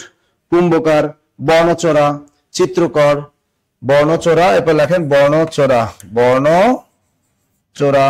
এবার আসতে পারে কি, চিত্রকর, কি আসতে পারে, চিত্রকর। এবার আসতে পারে পঙ্কজ, এবার আসতে পারে ক্ষয়কার খেচর, খেচর। প্রত্যেকটা দেখবেন বিলাত ফেরত হবে কেন, তোমার বিলাত ফেরত কেমন ধরলো, হ্যাঁ বিলাত ফেরত কি একাতে প্রকাশ করা যায়? আসতে পারে সত্যবাদী, মৃত্যুঞ্জয়, আসতে পারে কি মৃত্যুঞ্জয়, সত্যবাদী, এরকম আসতে পারে সত্যবাদী, সত্যবাদী, আসতে পারে মৃত্যুঞ্জয়, মৃত্যুঞ্জয়। এই যে দেখেন, ভালো করে খেয়াল রাখেন, উপপদ তৎপুরুষ হলো এক কথা প্রকাশের মতো। দেখেন এখানে উপগ্রহ, গ্রহের তুল্য, উপগ্রহ, এটা কিন্তু এক কথা প্রকাশ করা যায় না।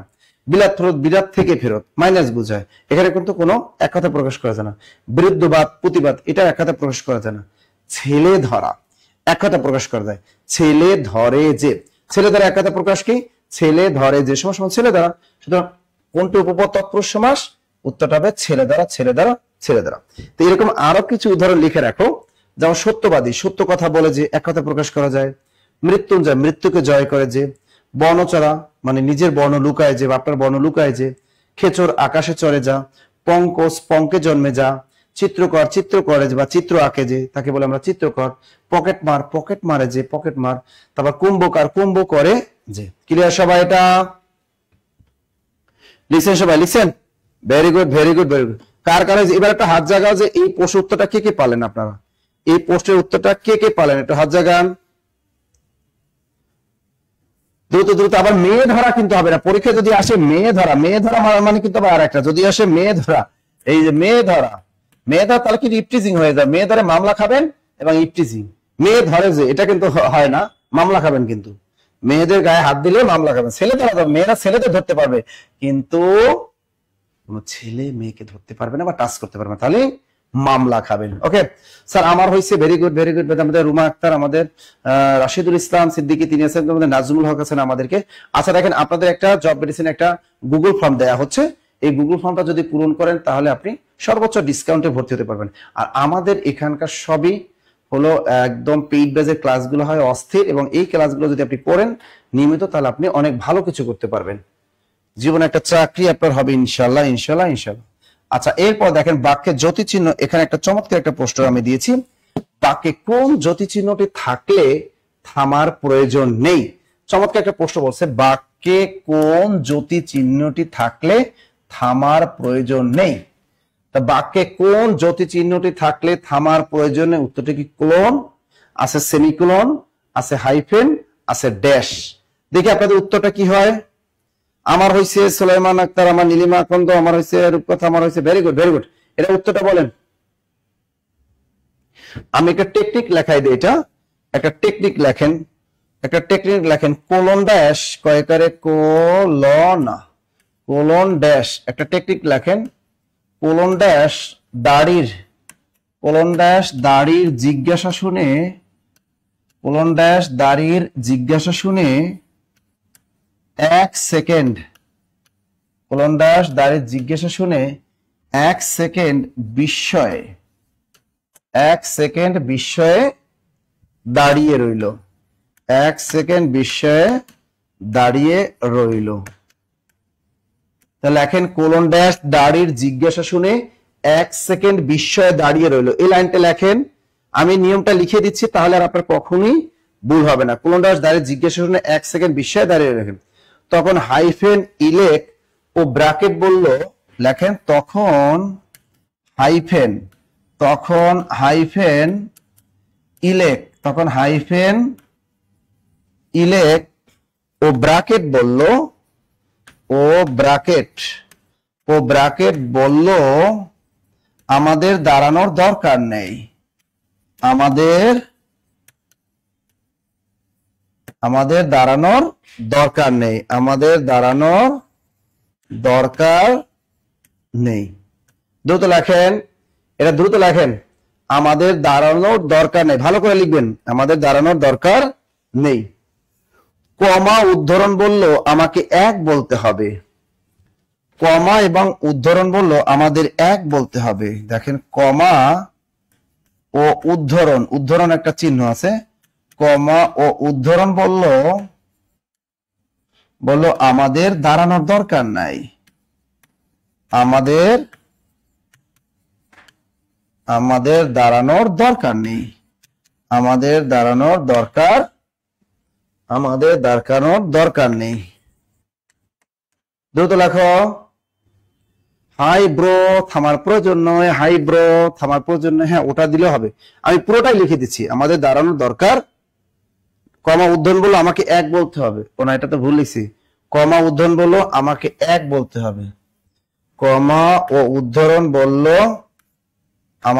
আমাদের 1 বলতে হবে, আমাদের 1 বলতে হবে। দ্রুত লেখেন, কমা ও উদ্ধরণ বলল আমাদের 1 বলতে হবে। দ্রুত লেখেন। কিন্তু সেমিকোলন বলল আমাকে 1-এর দ্বিগুণ বলতে হবে, কিন্তু সেমিকোলন বলল, কিন্তু সেমিকোলন বলল আমাকে 1-এর দ্বিগুণ বলতে হবে, কিন্তু সেমিকোলন বলল, সেমিকোলন, কিন্তু সেমিকোলন বলল আমাকে 1-এর দ্বিগুণ বলতে হবে, কিন্তু সেমিকোলন বলল, কিন্তু সেমিকোলন বলল আমাকে 1-এর দ্বিগুণ বলতে হবে, 1-এর দ্বিগুণ বলতে হবে, বলতে হবে। ভালো করে মিলিয়ে নেন, সুন্দর মতো লেখেন। আমি কি কি লিখেছি দেখেন, কোলন ড্যাশ দাড়ি একটু ভালো করে মিলে যান, দেখেন কোলন ড্যাশ দাড়ির জিজ্ঞাসা শুনে 1 সেকেন্ড বিস্ময়ে দাঁড়িয়ে রইল। এখানে কি কি আছে দেখেন, আমাদের কোলন চিহ্নে কতটুকু থামতে হবে 1 সেকেন্ড, ড্যাশে কতটুকু থামতে হবে 1 সেকেন্ড, দাড়িতে কতটুকু থামতে হবে 1 সেকেন্ড, জিজ্ঞাসা চিহ্নে থামতে হবে 1 সেকেন্ড, তাহলে আর বিস্ময় চিহ্ন তো থামতে হবে 1 সেকেন্ড। তার প্রশ্নটা কি, কোলন ড্যাশ দাড়ির জিজ্ঞাসা শুনে 1 সেকেন্ড বিস্ময়ে দাঁড়িয়ে রইল। তা কোন কোন জ্যোতি চিহ্নে 1 সেকেন্ড থামতে হবে, কোলনে 1 সেকেন্ড থামতে হবে, ড্যাশে 1 সেকেন্ড থামতে হবে, দাড়িতে 1 সেকেন্ড থামতে হবে, জিজ্ঞাসা চিহ্নে 1 সেকেন্ড থামতে হবে, এবং এই বিস্ময় চিহ্নতেও কি 1 সেকেন্ড থামতে হবে। তখন হাইফেন, ইলেক ও ব্র্যাকেট বলো আমাদের দাঁড়ানোর দরকার নেই। এখন দেখেন হাইফেনে কি করতে, হাইফেনে কোনো থামার প্রয়োজন নেই, ইলেক বা লোপ চিহ্ন থামার কোনো প্রয়োজন নেই, ব্র্যাকেটেও কোনো থামার প্রয়োজন নেই। তা আমাকে বলছে বাক্যে কোন জ্যোতি চিহ্নটি থাকলে থামার প্রয়োজন নেই, উত্তরটা কি হবে যে হাইফেন, উত্তরটা কি হাইফেন। এখানে আমাদের হাইফেন কিন্তু আছে, একটা হাইফেন কিন্তু আছে, যে কোন বাক্যে কোন জ্যোতি চিহ্নটি থাকলে থামার প্রয়োজনে, উত্তরটা হবে হাইফেন। কারণ আমি সূত্র লিখে দিচ্ছি যে তখন হাইফেন, ইলেক ও ব্র্যাকেট বললো আমাদের দাঁড়ানোর দরকার নেই। তার মানে হাইফেনে এখানে আপনার থামার প্রয়োজন নেই, ইলেক চিহ্ন আপনার থামার প্রয়োজন নেই, বা ব্র্যাকেটও আপনার থামার কোনো প্রয়োজন নেই। কমা ও উদ্ধরণ চিহ্ন বললো আমাকে 1 বলতে হবে, তার কমায় কতটুকু থামতে হবে, 1 বলতে, মুখে 1 বলতে যতটুকু সময়ের প্রয়োজন ততটুকু সময় থামতে হবে, কোথায়, কমায়।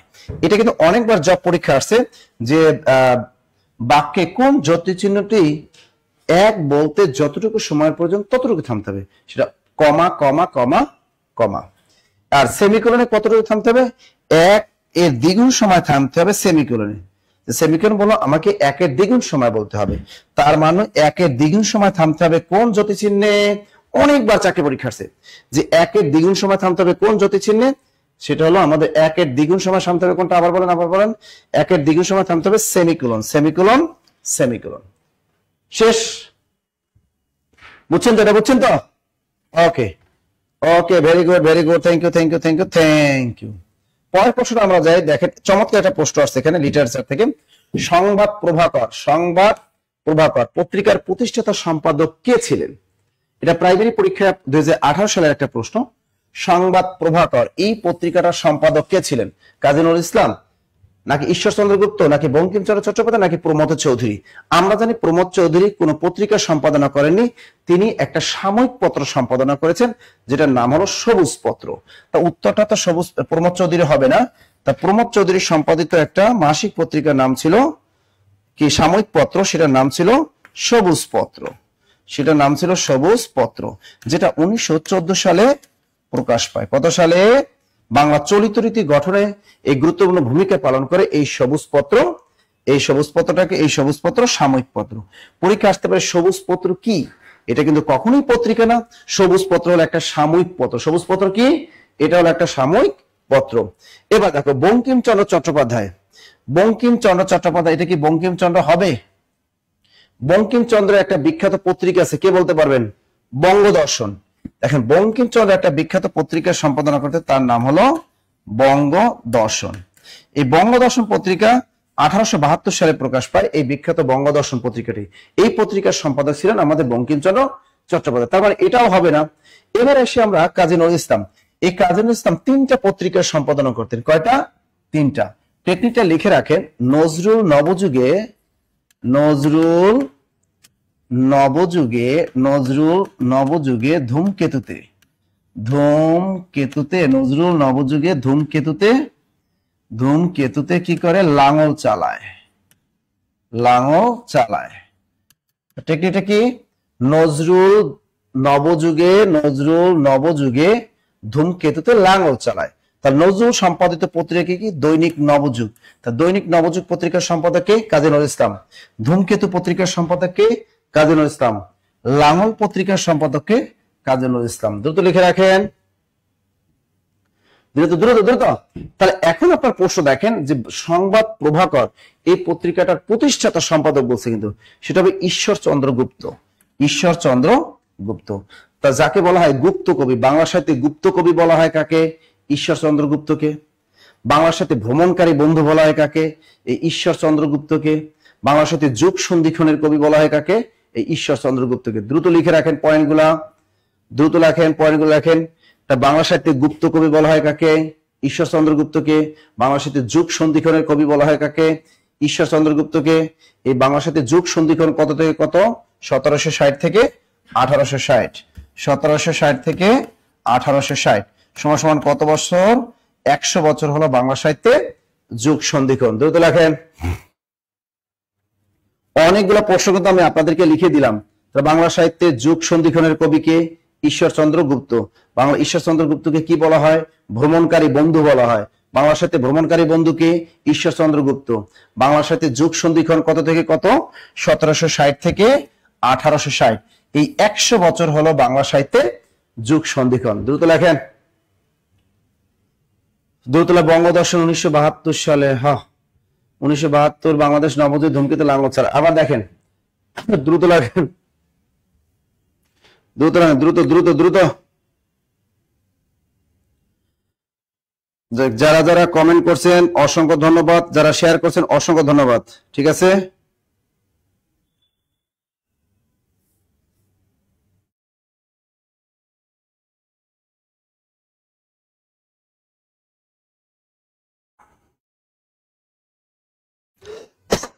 তো নজরুল নবযুগে ধূমকেতুতে লাঙ্গল চালা। আমাদের কাজী নজরুল ইসলাম মোট কয়টা? 3টে পত্রিকা কিন্তু সম্পাদনা করতেন। কয়টা?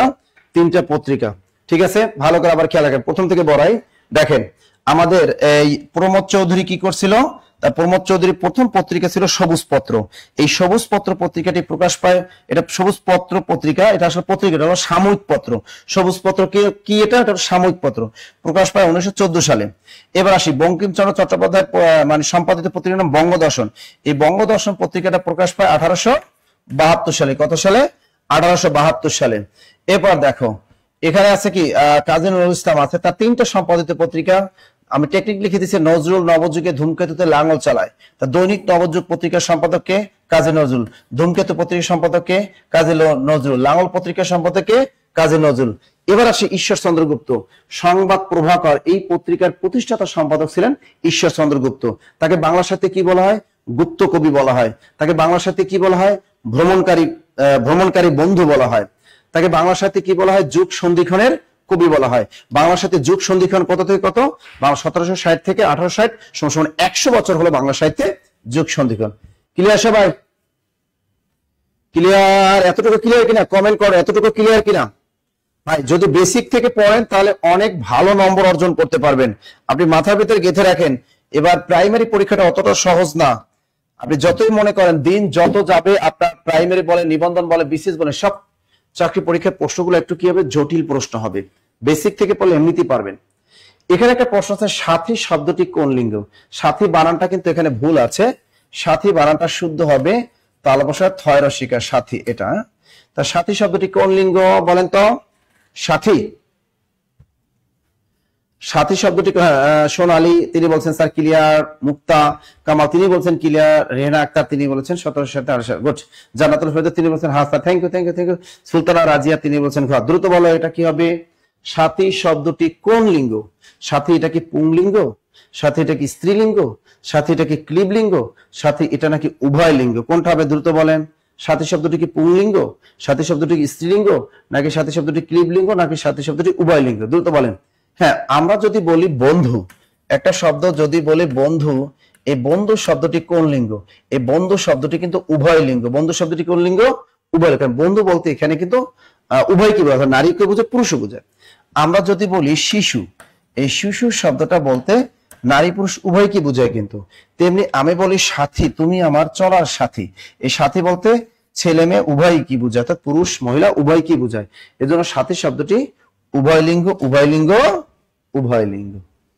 ক্লিয়ার সবাই? নওশিন, লিজা, শামিম, পপি, নাসিন, সুলতানা, গট, গিয়াস, মোহাম্মদ, রাশেদ, জান্নাত উভয় লিঙ্গ, Moniruzzaman, Monir, thank you thank you thank you thank you. আচ্ছা, পরের প্রশ্নটা আমরা যদি একটু দেখি, পরের প্রশ্নটা 9-10 নম্বর একটা প্রশ্ন যদি আমরা দেখি, দেখেন 10 নম্বর একটা প্রশ্ন। 10 নম্বরে রাজায় রাজায় লড়াই করছে, এ বাক্যে রাজায় রাজায় কি? ভালো করে খেয়াল রাখেন। রাজায় রাজায় লড়াই করছে, এই বাক্যে রাজায় রাজায় কি? ভালো করে খেয়াল রাখেন। এটা কি প্রযোজক কর্তা, এটা কি মুখ্য কর্তা, নাকি বেথিয়ার কর্তা, নাকি নিজন্ত কর্তা? ভালো করে খেয়াল রাখেন। এটা কিন্তু আমি অনেকবার আপনাদেরকে এই ধরনের প্রশ্ন কিন্তু আমি বুঝিয়েছি যে প্রযোজক কর্তা কি, মুখ্য কর্তা কি, বেথিয়ার কর্তা কি। একটা জিনিস দেখেন, সাবজেক্ট যদি নিজে ভার্বের কাজ করে তাহলে সেটা হলো মুখ্য কর্তা, নিজে ভার্বের কাজ করবে। যদি এখানে বলতো রাজায় লড়াই করে, যদি বলতো রাজায় লড়াই করছে, রাজায় লড়াই করছে, এখন এই রাজার নিচে দাগ, এটা হবে মুখ্য কর্তা, এটা হবে এখানে রাজা হবে মুখ্য কর্তা। কেন? এখানে ভার্ব হলো লড়াই করা। এই যে লড়াই করছে, লড়াই করার কাজটা কিন্তু আমাদের রাজা নিজেই করছে এই বাক্যে। একটা বাক্যে সাবজেক্ট যদি নিজে সরাসরি ভার্বে কাজ করে তাহলে সেটা কিন্তু মুখ্য কর্তা হয়। তো এই বাক্যে রাজাটা কিন্তু মুখ্য কর্তা, রাজা লড়াই করছে, রাজা কিন্তু মুখ্য কর্তা। এবার আসি প্রযোজক, যিনি প্রযোজনা করেন। আর একটা আছে প্রযোজ্য, একজন দেখিয়ে দেবে আর একজন কাজটা করবে। যদি বলি রাজা প্রজাকে পথ দেখায়, যদি বলতাম রাজা প্রজাকে পথ দেখায়, রাজা প্রজাকে পথ দেখায়। দেখো এখানে এখানে আছে রাজা আর একটা আছে কি প্রজা। রাজা প্রজাকে কি দেখায়? পথ দেখায়। এখানে দেখায় এটা হলো প্রযোজক ক্রিয়া। এটা কোন ক্রিয়া? এটাকে বলে প্রযোজক ক্রিয়া। এখানে কি বলছে? রাজা প্রজাকে পথ দেখায়। কি বলছে? রাজা প্রজাকে পথ দেখায়। এখন একটু খেয়াল করো, রাজা প্রজাকে পথ দেখায়, এই বাক্যে মূলত দেখার কাজটা করে কি? দেখা, এই ভার্বের কাজটা করে কিন্তু প্রজা, রাজা কিন্তু করে না। হ্যাঁ, তা প্রথম যেটা থাকবে, এরকম দুইটা পাশাপাশি সাবজেক্ট থাকবে। প্রথম সাবজেক্ট এটাকে বলে প্রযোজক, এটাকে বলে প্রযোজক কর্তা। এই বাক্যে রাজা হলো প্রযোজক কর্তা, আর প্রজা যিনি মূলত ভার্বের কাজটা বেশি করবে এটাকে বলে প্রযোজ্য কর্তা। এটাকে কি বলবে? এটাকে বলবে প্রযোজ্য কর্তা। এটাকে কি বললো? প্রযোজ্য কর্তা। তা রাজা প্রজাকে পথ দেখায়, মূলত দেখার কাজটা করে কে? প্রজা। তাহলে রাজা প্রজাকে পথ দেখায়, তাহলে রাজাটা কি? প্রযোজক কর্তা, আর প্রজাটা কি? প্রযোজ্য কর্তা। তা এখানে এরকম কিন্তু নাই, এখানে আছে রাজায় রাজায় লড়াই করছে। তো এখানে এইটা হলো, তা আমরা কি লিখলাম? এই প্রযোজকও শিখলাম, প্রযোজ্য শিখলাম, কিন্তু আমরা বেতিয়ার কর্তাটা শিখি নাই। এবার আমরা শিখবো বেতিয়ার কর্তা। বেতিয়ার কর্তাটা কি? এখানে আপনারা অলরেডি উত্তর কিন্তু দিয়েও ফেলেছেন যে স্যার, এখানে অনেকে বলেও ফেলেছেন যে স্যার রাজা রাজা লড়াই করছে, এটা হলো বেতিয়ার কর্তা। উত্তরটা কি? বেতিয়ার কর্তা বলেও ফেলছেন। কেমনে? বেতিয়ার কর্তা কি? দুটো সাবজেক্ট থাকবে বাক্যের মধ্যে, দুটো সাবজেক্ট থাকবে, ও নিজে সমান ভার্বের কাজ করবে, বাক্যের দুটো সাবজেক্ট সেম ভার্বের কাজ করবে। যেমন আমরা যদি এখানে যদি বলি, যদি বলে চোর ডাকাত, চোর ডাকাত একসাথে কি করে? চোর ডাকাত একসাথে পথ চলে, চোর ডাকাত একসাথে পথ চলে। দেখো এখানে এখানে চোর আর একটা কি? চোর ডাকাত একসাথে পথ চলে। এখানে ভার্ব কোনটা? পথ চলা। এই যে পথ চলা, এটা হলো ভার্ব। দেখো এখানে পথ চলার কাজটা কিন্তু চোরও করতেছে, ডাকাতও করতেছে, অর্থাৎ দুইজন সমান তালে করতেছে। এখানে এই চোরও হাঁটতেছে, ডাকাতটা হাঁটতেছে। এরকম পাশাপাশি দুইটা সাবজেক্ট যদি এই ভার্বের কাজটা সমান হারে করে তাহলে সেটা হবে বেতিয়ার কর্তা। এখন দেখো তুমি, এখানে একটা রাজা আছে, এখানে একটা রাজা আছে, ভার্ব কোনটা? লড়াই করা, এটা হলো ভার্ব। দেখো এখানে লড়াই করার কাজটা এই রাজাও করতেছে, এই রাজা, সেম দুই রাজা কিন্তু সমান তালে করতেছে, এই জন্য এটাকে বলে বেতিয়ার কর্তা। মনে থাকবে। এরকম যদি বলি আর একটা যদি দেখি, দেখো চোরে চোরে মাস তুতে বাই, ভাইয়ে ভাইয়ে বেশ মিল, ভাইয়ে ভাইয়ে বেশ মিল, চোরে চোরে মাস তুতে বাই, এরকম। তবে এখন দেখো বাঘ সিংহ লড়াই করে, পরীক্ষা এরকম আরো আসতে পারে যে বাঘ সিংহ লড়াই করছে, বাঘ সিংহ লড়াই করছে। এখানে তোমাকে বলবে যে স্যার বাঘ সিংহ এটা কোন, এটা কি? বাঘ সিংহটা কি, কোন কর্তা বলতে পারবা? হ্যাঁ, দুজন একই কাজ বুঝাবে। ভেরি গুড, দুজন একই কাজ বুঝাবে। হ্যাঁ, বাঘে মহিষে এক ঘাটে জল খায়, এরকম। তাহলে বাঘ সিংহ কিন্তু লড়াই করার কাজটা কিন্তু বাঘ আর সিংহ সমান তালে করতেছে, সুতরাং এটা হবে বেথিয়ার কর্তা। আশা করি বুঝতে পারছেন সবাই। এটা ক্লিয়ার কিনা একটু বলো তো, কমেন্টে জানাও। এটা কি? হ্যাঁ, মা শিশু টিভি দেখে। Very good. এই যে আফরিন একটা চমৎকার কথা বলছে, স্যার মা শিশু টিভি দেখে। এরকম আরো যদি উদাহরণ আপনাদের এক্সক্লুসিভ উদাহরণ থাকে আপনারা বলতে পারেন। একটা একটা উদাহরণ দেন এরকম।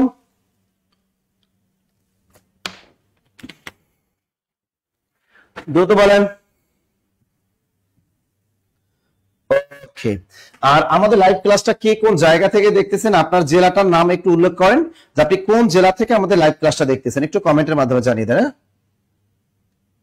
আচ্ছা, পরের প্রশ্নটা যদি আমরা একটু দেখি, পরের প্রশ্নটা কি? কোনটি ধ্বনি বিপর্যয়ের উদাহরণ? চমৎকার একটা প্রশ্ন। ধ্বনি পরিবর্তনের ক্লাসটা আমি কিন্তু অনেক সুন্দর মতো আমি কিন্তু আপনাদেরকে পড়িয়েছি। ধ্বনি পরিবর্তন, তার এখানে আছে ধ্বনি বিপর্যয়। তো টপিকটা এরকম আছে, ধ্বনি বিপর্যয় অথবা বর্ণ বিপর্যয়। টপিকটার নাম কি? ধ্বনি বিপর্যয়। এর আরেক নাম বর্ণ বিপর্যয়। এর আরেক নাম বর্ণ বিপর্যয়। এটা কিন্তু খুবই গুরুত্বপূর্ণ একটা, যে ধ্বনি বিপর্যয় আরেক নাম কি? বর্ণ বিপর্যয়। পরীক্ষায় কিন্তু আসে ধ্বনি বিপর্যয় অথবা বর্ণ বিপর্যয়, ধ্বনি বিপর্যয় অথবা বর্ণ বিপর্যয়। আমাদের আনোয়ারা বিনতে আশরাফ খুলনা থেকে আসছে। আমি খুলনা যাব, আমাদের জব রেসে খুলনা আছে, কিন্তু খুলনা আমি যাব 26 তারিখ। এই নভেম্বরের 26 তারিখ ইনশাআল্লাহ খুলনা থাকবো। খুলনাবাসীর সাথে আমার দেখা হবে কিন্তু এই মাসে। কক্সবাজার এ মাসে যাব না আবরার, আমি কক্সবাজার আগামী মাসে ডিসেম্বরে কক্সবাজার যাচ্ছি ইনশাআল্লাহ। কক্সবাজার দেখা হবে। সঞ্জিতা সেন তোমার সাথে দেখা হবে না গাজীপুরে। গাজীপুরে আমাদের কোনো শাখা নেই। সিরাজগঞ্জ শিমু আক্তার, সিরাজগঞ্জে আমাদের কোনো শাখা নেই। তবে সিরাজগঞ্জে একটা জিনিস আছে, যে আমাদেরই এক ছাত্রী আছে সিরাজগঞ্জে এডমিন ক্যাডার, ফারজানা তন্নি। এই ফারজানা তন্নি তিনিও কিন্তু এখন সিরাজগঞ্জের এডমিন ক্যাডারে কিন্তু যুক্ত আছেন আমাদের। স্যার আমি শেরপুর জেলায় আছি, শেরপুর আমাদের শাখা আছে। তামান্না হাসান আমি বরগুনা থেকে আছি। জান্নাত পিসাস ফরিদপুর থেকে আছেন আমাদের শামসুল। আমাদের ফরিদপুরে কিন্তু জব মেডিসিনে জিলটলি শাখা আছে একটা। সাতক্ষীরা থেকে আছে সানিয়া, আমাদের সাতক্ষীরাতে শাখা নেই। তাপস হাওলাদার তিনি আছেন আমাদের বরিশাল থেকে। বরিশাল কিন্তু একদম আমাদের আলী মার্কেটের 3য় তলায় কিন্তু জব মেডিসিনের শাখা আছে একদম। লিজা তিনি আছেন কুষ্টিয়া থেকে আছে। আফরিনা আক্তার কুষ্টিয়া থেকে। পপি খান যশোর থেকে আছেন আমাদের সাথে। আরশি রিমু তিনি আমাদের আছেন বিবাড়িয়া থেকে। বিয়ালি বাজার সিলেট থেকে আছে তামান্না আক্তার আছেন আমাদের সাথে। নাইসের আর পরিমাণে একসাথে ফুচকা খাই, এটা কোনো কথা? সাবিকুন নার সোনি তিনি আছে। আচ্ছা দেখি আর কি আছে, আর কি আছে, আর কি আছে? স্যার আমাদের আহমেদুল হক, মাহমুদুল হক তিনি আছেন আমাদের সাথে। আহমেদুল হক ভোলা থেকে তিনি আছেন। মনিকা শাহ তিনি বলেছেন ঘ।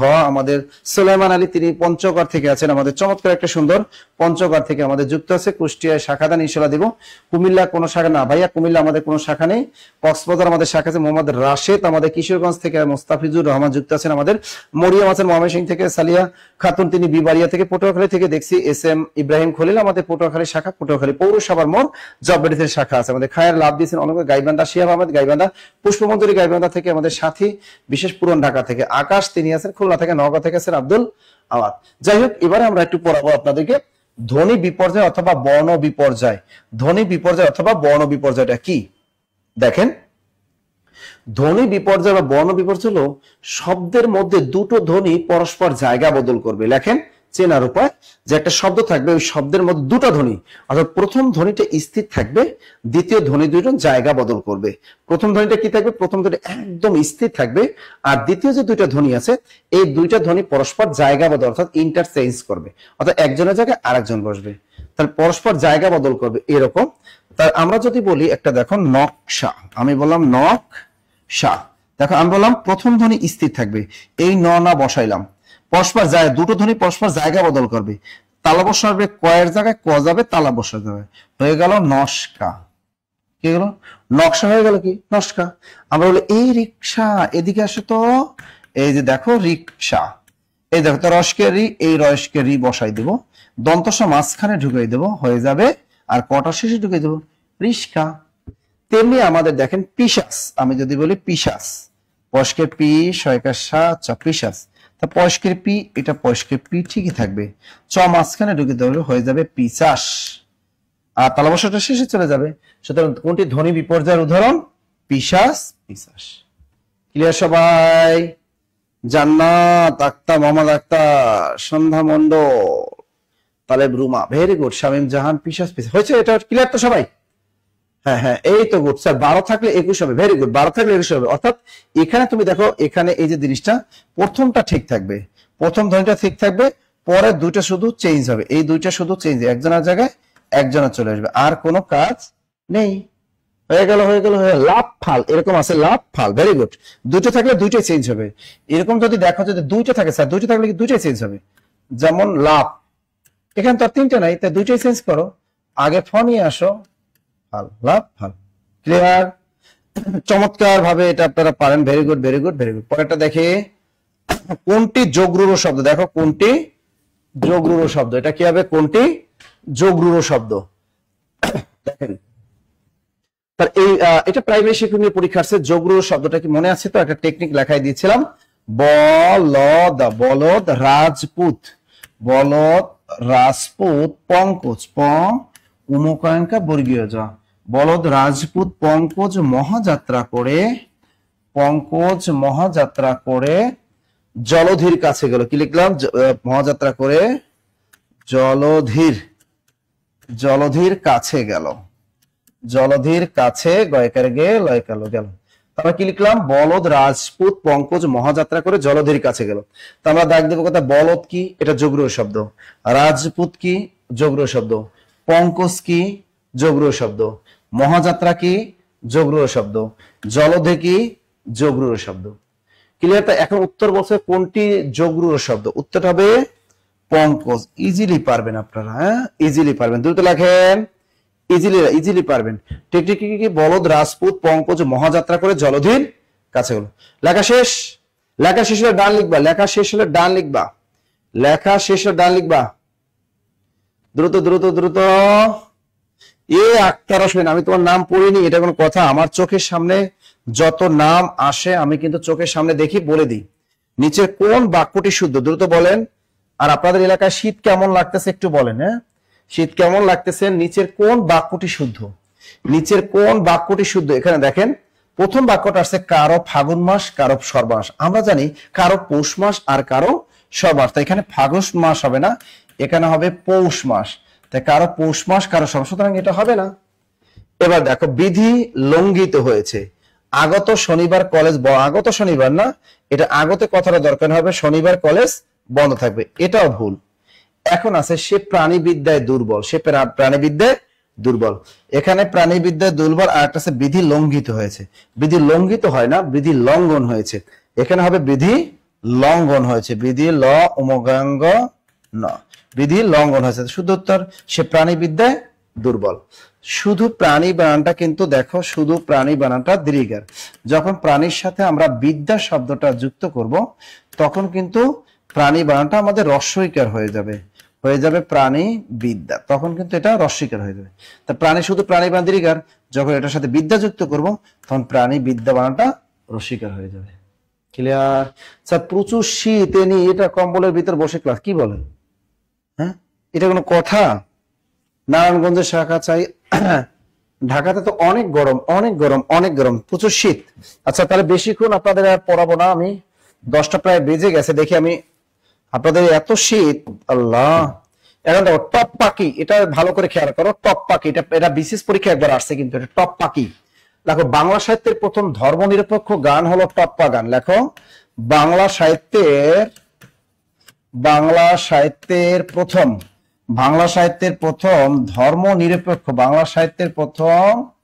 ধর্মনিরপেক্ষ গান হলো টপ্পা গান। দ্রুত লেখো, টপ্পা গান। এই একটা প্রশ্ন, বাংলা সাহিত্যের প্রথম ধর্মনিরপেক্ষ গান কি? টপ্পা গান। আর একটা প্রশ্ন আসতে পারে, টপ্পা গানের জনক কে? লেখো, টপ্পা গানের জনক কে? রামনিধি গুপ্ত। রামনিধি গুপ্ত। টপ্পা গানের জনক রামনিধি গুপ্ত অথবা নিধু বাবু। দ্রুত লেখেন, টপ্পা গানের জনক রামনিধি গুপ্ত অথবা নিধু বাবু। এরপরে একটা প্রশ্ন যদি আমরা দেখাই, টপ্পা কি বাংলা সাহিত্যের প্রথম ধর্মনিরপেক্ষ গান গেল? আধুনিক বাংলা গীতি কবিতার সূত্রপাত হয় টপ্পা গান থেকে। লেখেন, আধুনিক বাংলা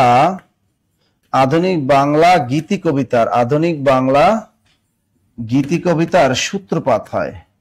আধুনিক বাংলার গীতি কবিতার সূত্রপাত হয় কোথা থেকে? টপ্পা গান থেকে। টপ্পা গান থেকে। তা আধুনিক বাংলা গীতি কবিতার সূত্রপাত হয় কোথা থেকে? টপ্পা গান। দ্রুত লেখেন, আধুনিক বাংলা গীতি কবিতার সূত্রপাত হয় টপ্পা গান থেকে। দ্রুত লেখেন। তো এই টপ্পা হলো বাংলা সাহিত্যের প্রথম। চমৎকার, এই প্রশ্নগুলো লিখে রাখবেন। টপ্পা কি? তার টপ্পা হলো এক ধরনের গান। উত্তরটা কি হবে? এক ধরনের গান। তো প্রশ্ন কটা লিখে রাখেন। প্রথম প্রশ্ন ছিল বাংলা সাহিত্যের প্রথম ধর্মনিরপেক্ষ গানের নাম কি? টপ্পা গান। এই একটা প্রশ্ন। এবার প্রশ্ন, টপ্পা গানের জনক কে? টপ্পা গানের জনক হলো রামনিধি গুপ্ত অথবা নিধু বাবু। এরপরে প্রশ্ন লিখে দিয়েছি, আধুনিক বাংলা গীতি কবিতার সূত্রপাত হয় কোথা থেকে? আধুনিক বাংলা গীতি কবিতার সূত্রপাত হয় টপ্পা গান থেকে। ক্লিয়ার। নিসার উদ্দিন, প্রিন্স অধিকারী, সাথী বিশ্বাস, রেণুকা তালেব রুমা, সোনালী, সোনালী, এনি খান, আমাদের সাথে যে রেহেনা আক্তার, জালাল উদ্দিন। বাহ, শীতের গান দরকার। বাহ, টপ্পা গান এক ধরনের জনক। শীতের গান দরকার, হ্যাঁ শীতের গান দরকার। ইস রে, শীতের গান, শীতের গান দরকার। হুম, শীতের গান দরকার, এটা কোনো কথা? শীতের গান দরকার, হ্যাঁ এটা কোনো কথা? কথা। দ্রুত লেখো, দ্রুত। আচ্ছা লেখা শেষ হলে ডান লিখবা, লেখা শেষ হলে ডান লেখো। দ্রুত দ্রুত দ্রুত দ্রুত দ্রুত দ্রুত ডান লেখেন, ডান লেখেন, ডান লেখেন। লেখা শেষ হলে ডান লেখেন। যে স্যার প্রশ্নটা আমি লিখতে পেরেছি, এগুলো নোট খাতা করবেন। এগুলো প্রাইমারি পরীক্ষা, নিবন্ধন পরীক্ষা, বিসিএস পরীক্ষা সব জায়গায় কাজে লাগবে আপনার। 10 থেকে 20 নম্বরের চাকরি পরীক্ষা, এগুলো সব জায়গায় কাজে লাগবে। Listen, clear clear clear. Okay okay, Kamruzzaman Mridha. শুধু একবার, শুধু একবার, শুধু একবার বলো ভালোবাসি। যদি বলো একবার, এ জীবন শতবার হাসি মুখে পড়ব মরণ ফাঁসি। শুধু একবার, শুধু একবার, শুধু একবার বলো ভালোবাসি। দ্রুত দ্রুত দ্রুত। এই বুকের ভেতরে যেমন, সেই মনে আমি যে কখন শুধু তোমার ছবি এঁকেছি, শুধু তোমার ছবি এঁকেছি। মন চাই সারাক্ষণ চিরে বাঁধা বন্ধন, তোমারই কাছে শুধু ছুটে আসি। শুধু একবার, শুধু একবার, শুধু একবার বলো ভালোবাসি। দ্রুত বলো, দ্রুত বলো। ধ্বনি পরিবর্তন কত প্রকার? এটা একটা কিন্তু প্রাইমারি পরীক্ষা একবার প্রশ্ন আসছিল যে ধ্বনি পরিবর্তন কত প্রকার। দ্রুত বলো, এই ধ্বনি পরিবর্তন কত প্রকার? দ্রুত বলো, দ্রুত দ্রুত দ্রুত। ধ্বনি পরিবর্তন কত প্রকার এটা বলতে পারবা কেউ? ধ্বনি, এটা কিন্তু অনেক বাজার গায়ে ভুল আছে। ধ্বনি পরিবর্তন কত প্রকার? অনেক আমি গাইডে দেখেছি যে ধ্বনি পরিবর্তন 3 প্রকার লেখা আছে। আসলে ধ্বনি পরিবর্তন 3 প্রকার না, ধ্বনি পরিবর্তন 2 প্রকার। একটা হলো স্বরধ্বনিগত পরিবর্তন, আর একটা হলো ব্যঞ্জন ধ্বনিগত পরিবর্তন। দ্রুত লেখা। তাহলে কি হবে? ধ্বনি পরিবর্তন কত প্রকার? 2 প্রকার। একটা হলো স্বরধ্বনিগত পরিবর্তন, আর একটা হলো ব্যঞ্জন ধ্বনিগত পরিবর্তন। লিখে রাখো, লিখে রাখো। ধ্বনি পরিবর্তন 2 প্রকার। এটা কিন্তু বাজারে গাইডে ভুল আছে, এটা কিন্তু বাজারে গাইডে ভুল আছে। আর যদি বলে ধ্বনি পরিবর্তনের সূত্র কয়টি, লিখে রাখো। ধ্বনি পরিবর্তনের সূত্র আছে 4টি। আমাদের ধ্বনি পরিবর্তনের সূত্র কয়টি? ধ্বনি পরিবর্তনের সূত্র আছে 4টি, 4টি, 4টি। এখানে একটা বলছে শরীর থেকে শরীর শব্দটি ধ্বনি পরিবর্তনে কোন ধরনের নিয়মে প্রযোজ্য? দেখেন এখানে উত্তরটা আপনার অনেকে অলরেডি বলে ফেলেছেন। তোমরা কি কি বলছো? এটা কি হবে দেখি, এটা কি হবে? দ্রুত দ্রুত বলো, দ্রুত দ্রুত দ্রুত দ্রুত দ্রুত দ্রুত দ্রুত। এখানে কি হবে বলেন তো? এখন বলেন, এই যে শরীর থেকে শরীর, এটা কিসের উদাহরণ? এটা কি সমীভবন, এটা কি বিষমীভবন, এটা কি অসমীভবন, নাকি ধ্বনি বিপর্যয়? উত্তরে দুটি বলেন। হ্যাঁ, ধ্বনি পরিবর্তন সূত্র 4টি। কামরুজ্জামান আছেন, সাদিকুল্লাহ সনিস। দেখি স্যারের গানগুলো লিখে রাখেন। এই এগুলো লিখে রাখতে হবে, এগুলো কি পরীক্ষা আসবে? স্যার প্রাণীতে কোন উপজেলা কেমন সিট আছে জানেন না? জানি না স্যার, আপনি সুন্দর গান করেন পপি খান। আচ্ছা দেখেন, ধ্বনি পরিবর্তন 3 প্রকার, এটা কখনোই লিখবে। ধ্বনি পরিবর্তন 2 প্রকার, আর ধ্বনি পরিবর্তনের সূত্র 4টি। ধ্বনি পরিবর্তনের সূত্র কয়টি? 4টি। হ্যাঁ, এই ধ্বনি পরিবর্তন 3 প্রকার কেন বলো? এই যে মিশ্রণী একতারুণ, এটা কেন বলো তুমি? ধ্বনি পরিবর্তনের সূত্র এগুলো বাজারে গাইডে ভুল। ধ্বনি পরিবর্তন 2 প্রকার, স্বরধ্বনিগত পরিবর্তন, ব্যঞ্জন ধ্বনিগত পরিবর্তন। এই 3 প্রকার করবেন না। আচ্ছা কি দেখি কি তামান্না কি লিখছে? স্যার গান শুনে আমার ঘুমটা চলে গেছে। Very good, very good, very good sir, আপনার কণ্ঠ অনেক সুন্দর। আমাদের তালেব রুমা, থ্যাংক ইউ। আচ্ছা শিমু আক্তার, এখন দেখো একটা, এই যে শরীর থেকে শরীর, এটা অনেকেই বলছে স্যার বিষমীভবন। কেন এটা বিষমীভবন হলো? বিষমীভবনের সংজ্ঞাটা কি? সংজ্ঞাটা লেখো। দুটো সমান ধ্বনির, দুটো সমান ধ্বনির, দুটো সমান ধ্বনির একটির পরিবর্তনকে, দুটো সমান ধ্বনির একটির পরিবর্তনকে, দুটো সমান ধ্বনির একটি পরিবর্তনকে বিষমীভবন বলে। বিষমীভবন বলে। লেখেন, দুটো সমান ধ্বনির একটির পরিবর্তনকে বিষমী ভবন বলে। দ্রুত লেখেন, দুটো সমান ধ্বনির একটির পরিবর্তনকে কি বলে? বিষমী ভবন বলে। দ্রুত লেখো, দুটো সমান ধ্বনির একটি, নারায়ণগঞ্জের শাখা চাই, দুটো সমান ধ্বনির একটির পরিবর্তনকে কি বলে? বিষমী ভবন বলে। যেমন আমি এটা অনেকবার আপনাদেরকে শিখাইছি, আর মারি। দেখো, আর মারি, এই একটা র আছে, এই একটা র আছে, তা দুটো র থাকলে একটা চেঞ্জ করে দাও, দুটো সমান ধ্বনির। এই আরমারিকে আমরা বলি আলমারি। কি বলি? আলমারি। তো এই রটা চেঞ্জ হয়ে কি হয়ে গেল? ল হয়ে গেল, আরমারি হয়ে গেল আলমারি। আর একটা দেখো, আনানস, সরেয়া না এখানে, আনানস, আনানস, এই একটা না, এই একটা না, দুটো না আছে, একটা চেঞ্জ করে দাও, হয়ে গেল আনারস, সরেয়া না এখানে, আনা রস, রস। এই নটা চেঞ্জ হয়ে র হয়ে গেল। এখন আমরা আসি, দেখো এখানে কি বলছে? শরীর, শরীর, এই একটা র, এই একটা র, সেম দুইটা র, একটা চেঞ্জ করে দাও, এই রটা চেঞ্জ হয়ে ল হয়ে গেল। এটাকে বলে বিষমী ভবন। তা দুটো সমান ধ্বনির একটি পরিবর্তনকে কি বলে? বিষমী ভবন, বিষমী ভবন। হ্যাঁ, ক্যারিয়ার প্লাস আমির পদ্মজা ক্যারিয়ার প্লাস বাংলা বইটা সকল চাকরি পরীক্ষার জন্য। আমি বলি এই বইটা এমন একটা বই, এই বইটা যতগুলো চাকরি পরীক্ষা হবে, প্রত্যেকটা চাকরি পরীক্ষা এটা থেকে সব কমন পড়বে। প্রত্যেকটা চাকরি পরীক্ষা এখান থেকে সব কমন, একদম সব কমন থাকবে। এটা পরীক্ষা সব একদম আপনি মিলাই দেখেন, এই বইটা পড়ান। বাজার অন্য বই থেকে এই বইটার ফ্লেভার অন্যরকম, এই বইটা একদম অন্যরকম। লেখা শেষ? ওকে ওকে ওকে ওকে ওকে, পরের প্রশ্নটা একটু দেখো। আচ্ছা, এখানে একটা প্রশ্ন আছে, দেখেন, এগুলো আমি সন্ধির ক্লাসে কিন্তু পড়িয়েছি। দেখেন, বিসর্গ সন্ধির ক্ষেত্রে একটা নিয়মটা কি দেখো, সেটা হলো কোন শব্দের মধ্যে রেপ, এটা প্রাইমারি আসছে, নিবন্ধনে আসছে, কোন শব্দের মধ্যে রেপ থাকলে, কোন শব্দের মধ্যে কি থাকলে? রেপ। কোন শব্দের মধ্যে যদি রেপ থাকে, তাহলে কোন শব্দের মধ্যে রেপ থাকলে তার পরিবর্তে কি হবে? তার পরিবর্তে বিসর্গ হবে। কোন শব্দের মধ্যে রেপ থাকলে তার পরিবর্তে কি হবে?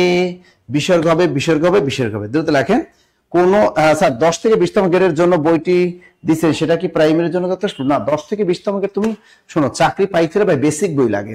আপনাদের জন্য আমরা বেসিক বই তৈরি করেছি, যেমন এই ক্যারিয়ার প্লাস বাংলা বইটা বাংলার জন্য বেসিক বই তৈরি করে দিয়েছি। তারপর আমরা যে আপনাদের জন্য তৈরি করেছি, আবার আলাদা করে আপনাদের জন্য আমরা বিসিএস এর জন্য আলাদা ইংরেজির একটা বেসিক বই তৈরি করতেছি। তো ইংরেজি এটা আপনারা আলাদা নিতে পারবেন, এটা সবার জন্য নিতে পারে, সবাই কিনে নিতে পারবেন। এরকম জিকের জন্য আমরা আলাদা কিন্তু বেসিক বিসিএস এর জন্য তৈরি করেছি, আপডেট, ওটা আপনারা নিতে পারবেন। বিজ্ঞান এরকম করেছে। বিসিএস এর জন্য আলাদা আলাদা আমাদের বই আসতেছে, 50তম বিসিএস এর নতুন সিলেবাস, 50তম বিসিএস সার্কুলারটা দিলেই এই বইগুলো সবাই আপনারা হাতে পাবেন। এখন কোন শব্দের মধ্যে যদি রেপ থাকে, এই রেপ থাকলে কি হবে? রেপ থাকলে কিন্তু বিসর্গ হবে। তা কোন শব্দের মধ্যে রেপ থাকলে বিসর্গ হবে। এখানে দেখেন দুর্যোগ, এই রেপ আছে, তা রেপ থাকলে আমরা কি লিখবো? 10 কে 2, এই রেপের পরিবর্তে কি বসব? বিসর্গ। দু বিসর্গের পর থাকে কি? যোগ। এখানে পড়াশোনা যোগ যোগ যোগ সমান দুর্যোগ। তো দু বিসর্গ যোগ যোগ সমান দুর্যোগ। ক্লিয়ার সবাই? Clear clear clear? Biswas Sandhya Sarkar, Naibur Abdullah, very good very good very good. তা কোন শব্দের মধ্যে বিসর্গ থাকে তার পরিবর্তে বিসর্গ হবে, ভেরি গুড। আর বেশিক্ষণ ক্লাস নেব না, খুব অল্পের ভিতরে আপনাদেরকে ছেড়ে দিব। এখানে আছে কোনটি মৌলিক স্বরধ্বনি? আমরা 31তম বিসিএস পরীক্ষা আসছে, প্রাইমারি নিয়োগ পরীক্ষা আসছে 2018 সালে। নিচে কোনটি মৌলিক স্বরধ্বনি? আমরা জানি আমাদের স্বরধ্বনি কয়টি? আমি আপনাদেরকে শিখেছি স্বরধ্বনি অথবা মৌলিক স্বরধ্বনি। আমাদের স্বরধ্বনি অথবা মৌলিক স্বরধ্বনি, আমাদের স্বরধ্বনি অথবা মৌলিক স্বরধ্বনি কয়টি? 60টি। আমাদের স্বরধ্বনি অথবা মৌলিক স্বরধ্বনি কয়টি? 60টি। তো স্বরধ্বনি মৌলিক স্বরধ্বনি কয়টা? 60টা। তা কি কি দেখো, অ আ ই উ এ, ও আরেকটা কি? ও আরেকটা হলো এ, আরেকটা কি? এ। এই মৌলিক স্বরধ্বনি কয়টি? 7টি। এখানে বলছে কোনটি মৌলিক স্বরধ্বনি? তা এ আছে, এই এ, এটাও তো মৌলিক স্বরধ্বনি। ওই আছে, ওই এখানে কোথাও নাই, তো ওই এটা তো হবে না। দীর্ঘই আছে, এখানে দীর্ঘইতে কোথাও নাই, এটা হবে না। ও আছে, এটা হবে না। সুতরাং মৌলিক স্বরধ্বনি এই যে এ। দ্রুত লেখেন। তা স্বরধ্বনি অথবা মৌলিক স্বরধ্বনি কয়টি? 7টি 7টি 7টি 7টি 7টি। সবাই পেরেছেন তো? আমাদের কোর্সে ভর্তি আছেন কারা কারা? আমাদের কোর্সে ভর্তি আছেন কারা কারা একটু কমেন্টে জানান। আমাদের কোর্সগুলোতে ভর্তি আছেন কারা কারা একটু কমেন্টে জানান। এবং ক্লাসগুলো কেমন লাগে আপনাদেরকে, আমাদের স্যারদের ক্লাসগুলো কেমন লাগে একটু কমেন্টের মাধ্যমে জানিয়ে দেন। আর আমাদের গুগল ফর্ম আছে ভর্তির জন্য, আমাদের সকল কোর্সের যে 50% ডিসকাউন্ট চলতেছে আপনাদের, এদের 01901519501 এই নাম্বারে হটলাইনে কল দিয়ে আপনি ভর্তি নিশ্চিত করে ফেলবেন। ওকে, মৌলিক স্বরধ্বনি কয়টি? 7টি 7টি 7টি 7টি 7টি 7টি। আমাদের পরের প্রশ্ন যদি আমরা একটু দেখে, দেখেন এখানে বলছেন বাক যন্ত্রের অংশ নয়। এটা বিশেষ পরীক্ষায় আসছে, প্রাইমারিতে আসছে, নিবন্ধন আসছে, এটা কিন্তু অনেক পরীক্ষা আসছে। এটা বাক যন্ত্রের অংশ নয় বলছে, বাক যন্ত্রের অংশ নয়। বাকযন্ত্র কি দেখেন, আমি একটু বুঝাই দিচ্ছি বাকযন্ত্রটা কি। আমরা জানি বাকযন্ত্র সাধারণত কথা বলার যে যন্ত্র, বাকযন্ত্র মানে কথা বলার যন্ত্র। আমি যে মুখ দিয়ে কথা বলতেছি, এই জন্য কোন কোন যন্ত্রগুলো কাজে লাগছে এগুলোকে বলা হয় বাকযন্ত্র।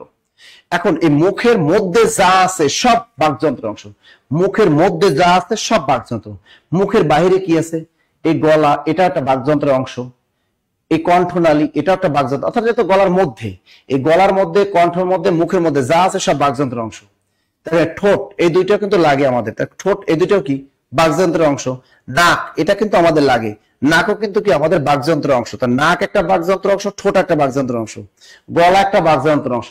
তা গলা, ঠোঁট, নাক, ভালো করে খেয়াল রাখবাম, গলা, ঠোঁট, নাক এলো মুখের বাহিরে।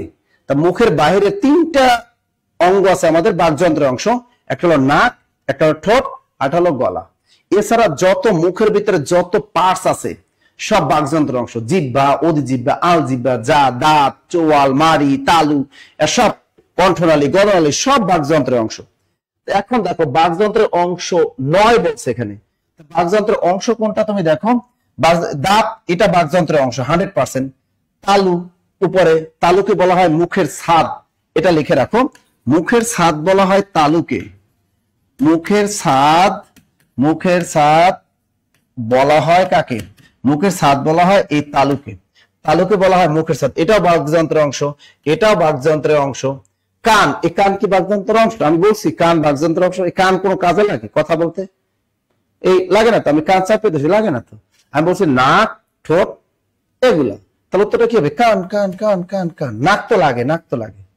আমরা পারছি মুখের ছাদ বলা হয় কাকে, তালুকে বলা হয় মুখের ছাদ।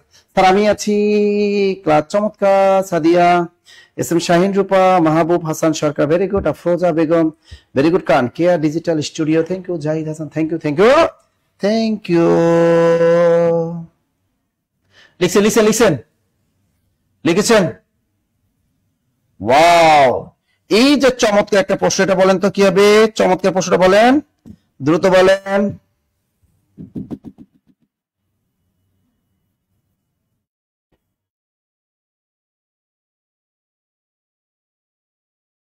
দ্রুত বলেন, দ্রুত বলেন, এটা কি হবে?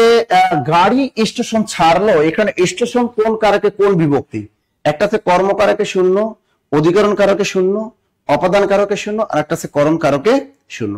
এই জিনিসটা একটু ভালো করে খেয়াল রাখেন। গাড়ি স্টেশন ছাড়লো, এখানে স্টেশন একটা, এই স্টেশনের নিচে দাগ, এটা একটা স্থান।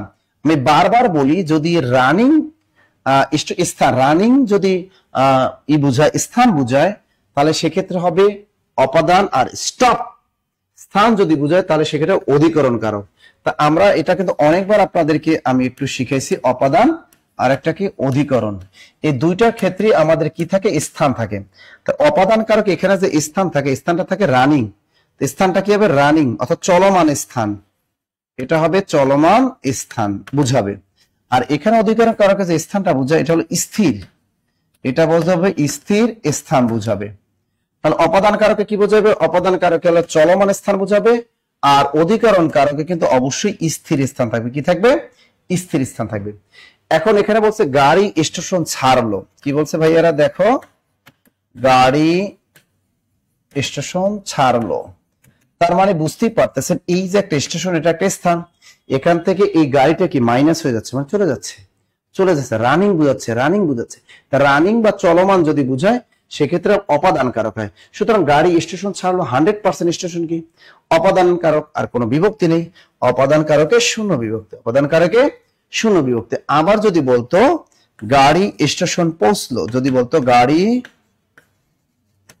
স্টেশন পৌঁছলো, যদি এভাবে থাকতো গাড়ি স্টেশন পৌঁছলো, তাহলে দেখো এখানে কিন্তু দেখো গাড়ি স্টেশন পৌঁছলো, এখানে গাড়িটা কি এই স্টেশন থেকে কিন্তু মাইনাস বোঝাচ্ছে না, প্লাস, স্টপ।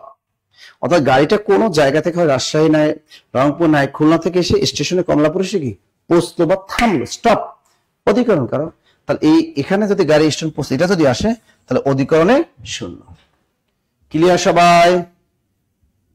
স্যার বাড়ি থেকে নদী দেখা যায়, এখানে বাড়ি অধিকরণ কারক, অবশ্যই বাড়ি অধিকরণ কারক।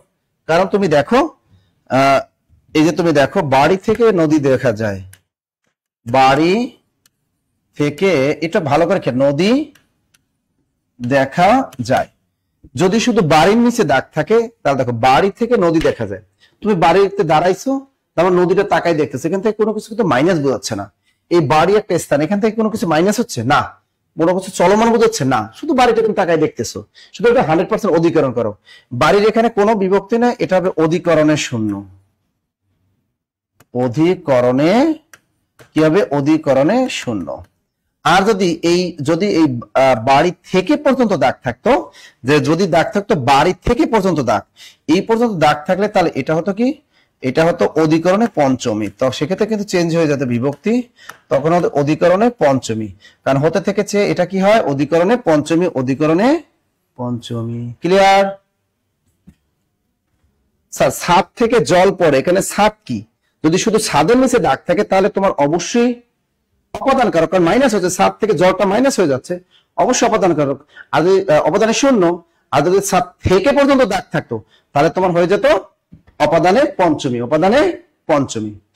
Clear? Clear clear clear clear clear okay okay. আর একটা আছে এমসিকিউ, আর একটা এমসিকিউ আছে, এটা দ্রুত বলেন।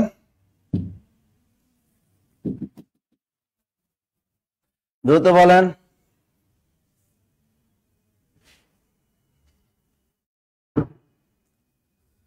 দ্রুত বলেন।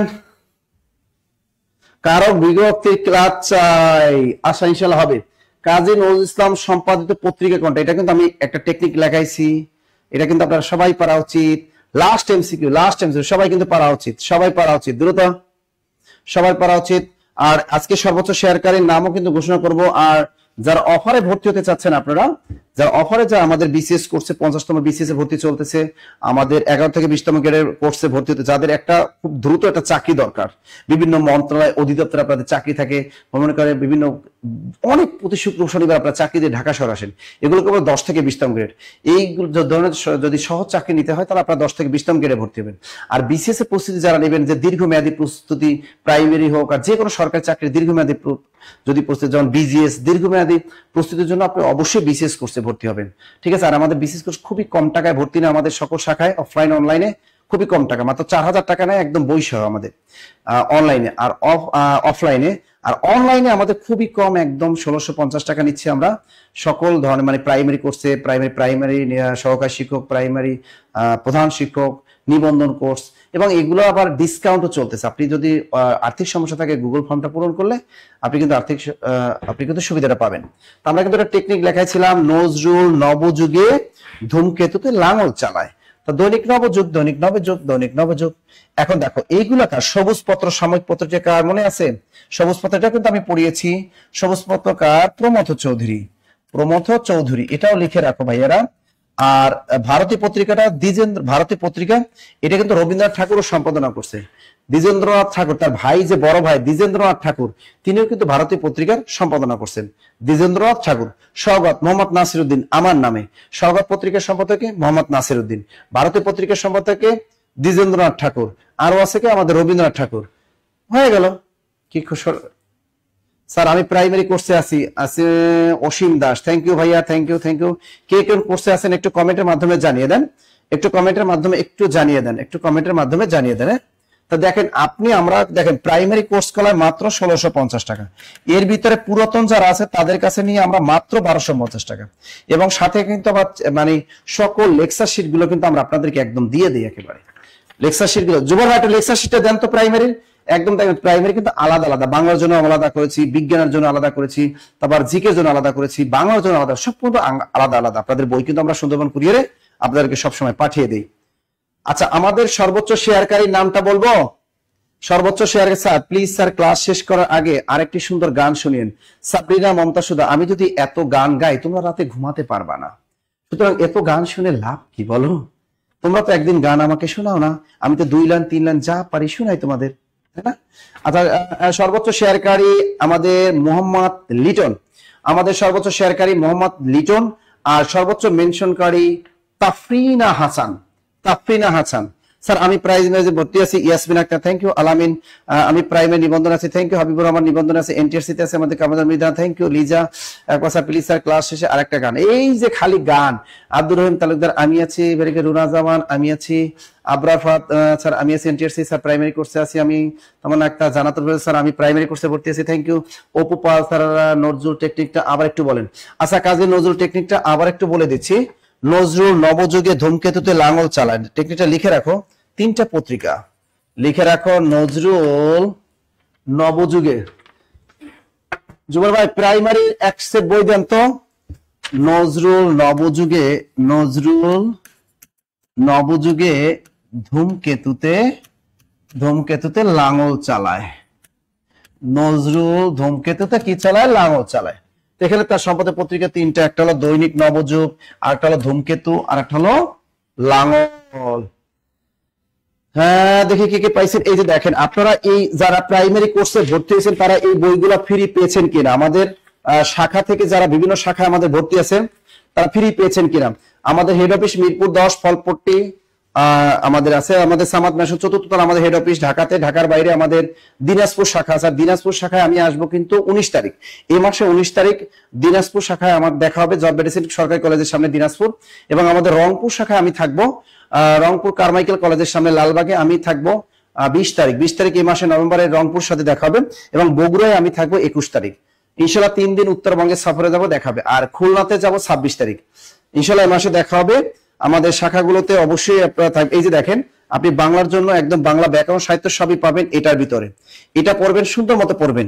এরপর দেখেন আপনি আরেকটা কি কাজ করবেন, আপনি ইংরেজি, এখানে পূর্ণাঙ্গ ইংরেজি একটা বই আছে, মোটা মোটা বই পড়ার কোনো দরকার নাই, এটা পড়বেন, ইংরেজির জন্য যথেষ্ট। এরপর দেখেন আমাদের ক্লাসগুলো ভালো করে। এবার জিকে সাধারণ জ্ঞান, এর ভিতরে জিকে বাংলাদেশ বিষয়, আন্তর্জাতিক বিষয় বলি, এবং এর ভিতরে আপনার আছে দৈনন্দিন বিজ্ঞান অংশটা এর ভিতরে আছে। এরপর দেখেন এখানে বিজ্ঞানটা, এখানে গণিত ও বিজ্ঞান 20 নম্বর। এখন এই ভিতরে পাটিগণিত আছে, বীজগণিত আছে, দৈনন্দিন বিজ্ঞান আছে। দেখেন এটা পৃষ্ঠা সংখ্যা কত, এই বইটা পৃষ্ঠা যদি দেখি আমি 180 পৃষ্ঠা, ঠিক আছে বইগুলা। তো এই যে জিনিসগুলো এগুলো কিন্তু কোনো টাকা পয়সা দিতে হয় না। আমাদের এই হ্যান্ডনোট গুলা বা হাইলাইটস গুলো এগুলো সম্পূর্ণ সুন্দরবন কুরিয়ারের মাধ্যমে পাঠিয়ে দেওয়া যায়। মাত্র 1650 টাকা আমরা এই কোর্স ফিটা রাখতেছি। আপনি প্রতিদিন ক্লাস পাচ্ছেন, প্রতিদিন ফ্রি ক্লাস পাচ্ছেন, কত সুবিধা। এক্সাম দিতে পারছেন, আপনারা এক্সাম গুলো দিতে পারতেছেন, কত সুবিধা দেয়। হ্যাঁ স্যার আমি ক্যারিয়ার প্লাস বাংলা বইটা যাদের আর্থিক সমস্যা থাকে, জব মেডিসিন আমি বলছি, আমাদের ন্যূনতম অফার মানে টাকাটা দিয়েও কিন্তু আপনি জব মেডিসিনে ভর্তি হতে পারেন। ওই গুগল ফর্মটা পূরণ করে দেয়।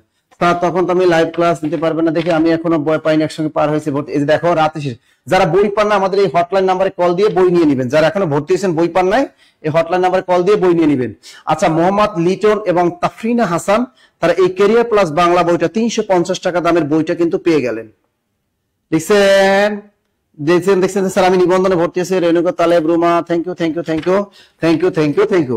আজকে সর্বোচ্চ শেয়ারকারী মোহাম্মদ লিটন, নাম হলো আইডির নাম মোহাম্মদ লিটন, তিনি ক্যারিয়ার প্লাস বই বিজয়ী। আরেকজন আছে তাফরিনা হাসান, তিনিও আমাদের ক্যারিয়ার প্লাস বই বিজয়ী দুইজন। তো এই দুইজন কি করবে, আমার নাম্বার এই যে 01755072190 এই নাম্বারে হোয়াটসঅ্যাপে নাম ঠিকানা দিয়ে দিবেন। হ্যাঁ 01755072190 এই নাম্বারে হোয়াটসঅ্যাপে নাম ঠিকানা দিয়ে দিবেন। এই যে মোহাম্মদ লিটন তিনিও এই নাম্বারে হোয়াটসঅ্যাপে নাম ঠিকানা দিবেন, আর যে তাফরিনা হাসান তিনিও এই নাম্বারে হোয়াটসঅ্যাপে নাম ঠিকানা দিবেন। ওকে স্যার ভর্তি আছি, একটু আগে বই পাইছি, এখন এই নতুন বইগুলো পাবো কি? অবশ্যই পাবা, টাকা দিয়ে ভর্তি হলে পাবা। আবার দুইবার পাবা না, কেউ কইও না যে এরকম না যে বিয়ে করছো বউর সাথে শালি ফ্রি, এরকম না। এখন তোমরা একবার বই পাইছো স্যার আমি আর একবার পাবো, এরকম তো না। কিন্তু এরকম আবার কই না, তাহলে আমাদের ব্যবসা লাল বাতি জ্বলবে। এতগুলো টাকার বই এগুলো আমরা আপনাদের ফ্রি দিচ্ছি, আমাদের ভর্তিতে ফ্রি নেই কয় টাকা, পুরো তোমাদের জন্য 1250 টাকা। অনেকে আর্থিক সমস্যা থাকে, কেউ 1100 দেয়, 1200 দেয়, কেউ 1300 দেয়, 1500 দেয়, 1500 টাকা দেয়। এরপর আবার বই দিই, কুরিয়ার চার্জটা পর্যন্ত আমরা দিয়ে দিই 100 টাকার। এই বইগুলো পাঠাইতে তো 60-70 টাকা কুরিয়ার চার্জ লাগে, তাও আমরা দিই। এরপর আবার এই বইগুলো যদি একবার পাও, এরপর যদি কও স্যার আবার আরেকবার নিতে চাও, তাহলে তো হবে না ভাই। বিয়ে করছেন যেটা, এই বই নেন, শালি চাইলে কি শালি দিবে শ্বশুরে? দিবে না তো, এটা বুঝতেই পারতেছেন। বিশ্বাস সন্ধ্যা তিনি লিখেন স্যার প্লিজ একটা গান। না বেবি এখন আর গান গাবো না স্যার, আমি তো ফ্রি পাইনি। মাহবুব হাসান সরকার, না ফ্রি পাওয়া কেন, ভর্তি হলেই পাবেন। আর যাদের আর্থিক সমস্যা আছে তোমরা গুগল ফর্মটা পূরণ করো, গুগল ফর্মটা পূরণ করে দাও, তাহলে যাদের আর্থিক সমস্যা থাকে জন্য ভর্তি হতে পারেন না, আপনি গুগল ফর্মটা পূরণ করলেই তো পেয়ে যান। স্যার আমি কিন্তু একটা বই আপনার কাছে পাই, আমি পদ্মা, যদি পেয়ে থাকেন আমার কাছে অবশ্যই আমার এই হোয়াটসঅ্যাপ নাম্বারে নাম ঠিকানা লিখে দাও, তাহলে তো হয়ে যায়, নাম ঠিকানা দিয়ে লিখে দাও, পেয়ে যাবেন। আর কোনো প্রশ্ন, আর কোনো প্রশ্ন আছে? আচ্ছা, তা যাদের আবার বারবার বলি যাদের আর্থিক সমস্যা থাকে তোমরা অবশ্যই গুগল ফর্মটা পূরণ করে দিবা, তাহলে হয়ে গেল।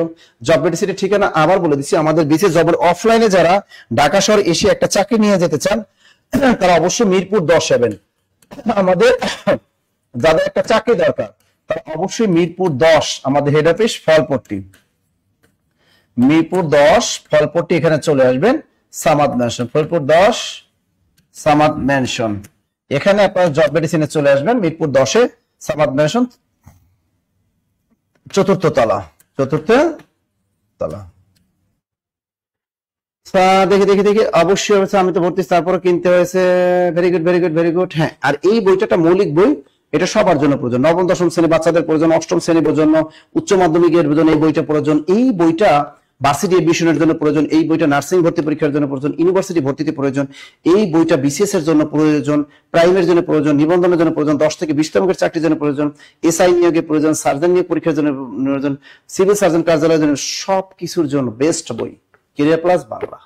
Clear clear clear clear clear, মনে থাকবে এটা সুন্দর মতো, এই বইটা সুন্দর মতো পড়বেন একদম চাক্কা, ঠিক আছে।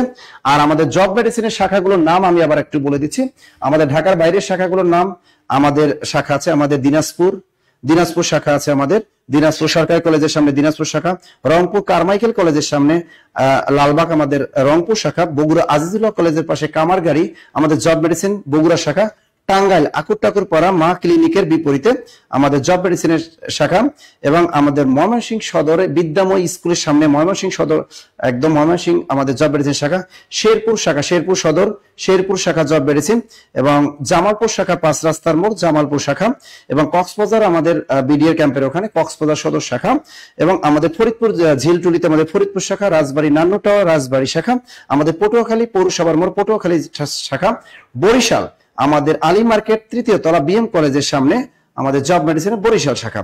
এছাড়া আমাদের আরেক শাখা হলো আমাদের সিলেট শাখা, সিলেট আম্বরখানা মোড় সিলেট শাখা, এবং আমাদের হবিগঞ্জ শাখা প্রেস ক্লাব হবিগঞ্জ শাখা, এবার আমাদের খুলনা রয়্যাল মোড় শাখা, খুলনা দৌলতপুর শাখা, খুলনাতে আমাদের 2টি শাখা।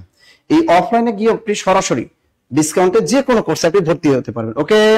আর ক্যারিয়ার প্লাস বইটির দাম আপনারা জিজ্ঞেস করছেন, এই বইটা বাংলাদেশের যত শিক্ষক আছে দেখবেন সবার কাছে এই বইটা কিন্তু আছে, এই ক্যারিয়ার প্লাস বাংলা বইটা সমস্ত সম্মানিত শিক্ষকের কাছে কিন্তু বইটা আছে। বইটা নীলক্ষেত পাবেন, মামুন বুকসে পাবেন নীলক্ষেত। তার এই যে দেখেন এই বইটার দাম অনলি 350 টাকা, এখানে ব্যাকরণ সাহিত্য সব আছে 350 টাকা অনলি। এই বইটা আপনার কাজে লাগবে, এই বইটা আপনার সবার কাজে লাগবে, আপনি দেখবেন এটা সব শ্রেণীর, এটা একটা বেসিক বই, এটার ভিতরে আপনার কোনো 9 এর নতুন বোর্ড বই লাগবে না, পুরাতন বোর্ড বই লাগবে না, কোনো বাংলা একাডেমির বই পড়া লাগবে না, লাল নীল দীপাবলি পড়া লাগবে না, একটা মৌলিক বই, এটা একটা মৌলিক বেসিক বই। স্যার এই বইটা কোথায় পাবো? আমাদের হটলাইন নাম্বারে তামান্না খানম। আর আপনি অনলাইনে যদি অর্ডার করতে চান তো অনলাইনে আপনি অবশ্যই আমাদের হটলাইন নাম্বারে এই যে 01901519501 এই নাম্বারে হোয়াটসঅ্যাপে কল দিয়ে 0203 আপনি বইটা অর্ডার করতে পারবেন। বাংলাদেশের যে কোনো প্রান্তে বইটা পাঠানো হবে। স্যার পিরোজপুরে কোনো শাখা আছে না? আমাদের পিরোজপুরে কোনো শাখা নেই, বরিশালে আছে এবং খুলনাতে আছে। ঠিক আছে, আর কোনো প্রশ্ন? আর নীলক্ষেত যদি ঢাকা শহর আসে, নীলক্ষেত মামুন বুকসে পাবেন। এছাড়া আমাদের সমস্ত শাখায় এই ক্যারিয়ার প্লাস বাংলা বইটা আপনি পেয়ে যাবেন। ওকে, যাই হোক আপনাদের অনেক জ্বালাইছি এই শীতের রাতে, অনেক জ্বালাইছি, অনেক কষ্ট দিচ্ছি আপনাদেরকে। যাই হোক তারপর যদি আপনাদের ভালো একটা জব হয় সেক্ষেত্রে আমাদেরও ভালো লাগবে, আপনাদের ভালো লাগবে। যাই হোক আমাদের স্যার কিভাবে অর্ডার করব? আপনি এই নাম্বারে হোয়াটসঅ্যাপে কল দেন, এই নাম্বারে হোয়াটসঅ্যাপে কল দিলে আপনি অর্ডার করতে পারবেন। যারা এই বইটা অর্ডার করবেন হোয়াটসঅ্যাপে কল, এই নাম্বারে হোয়াটসঅ্যাপে কল দেন, আপনি অর্ডার করতে পারবেন। ওকে সাবরিনা, আল্লাহ হাফেজ।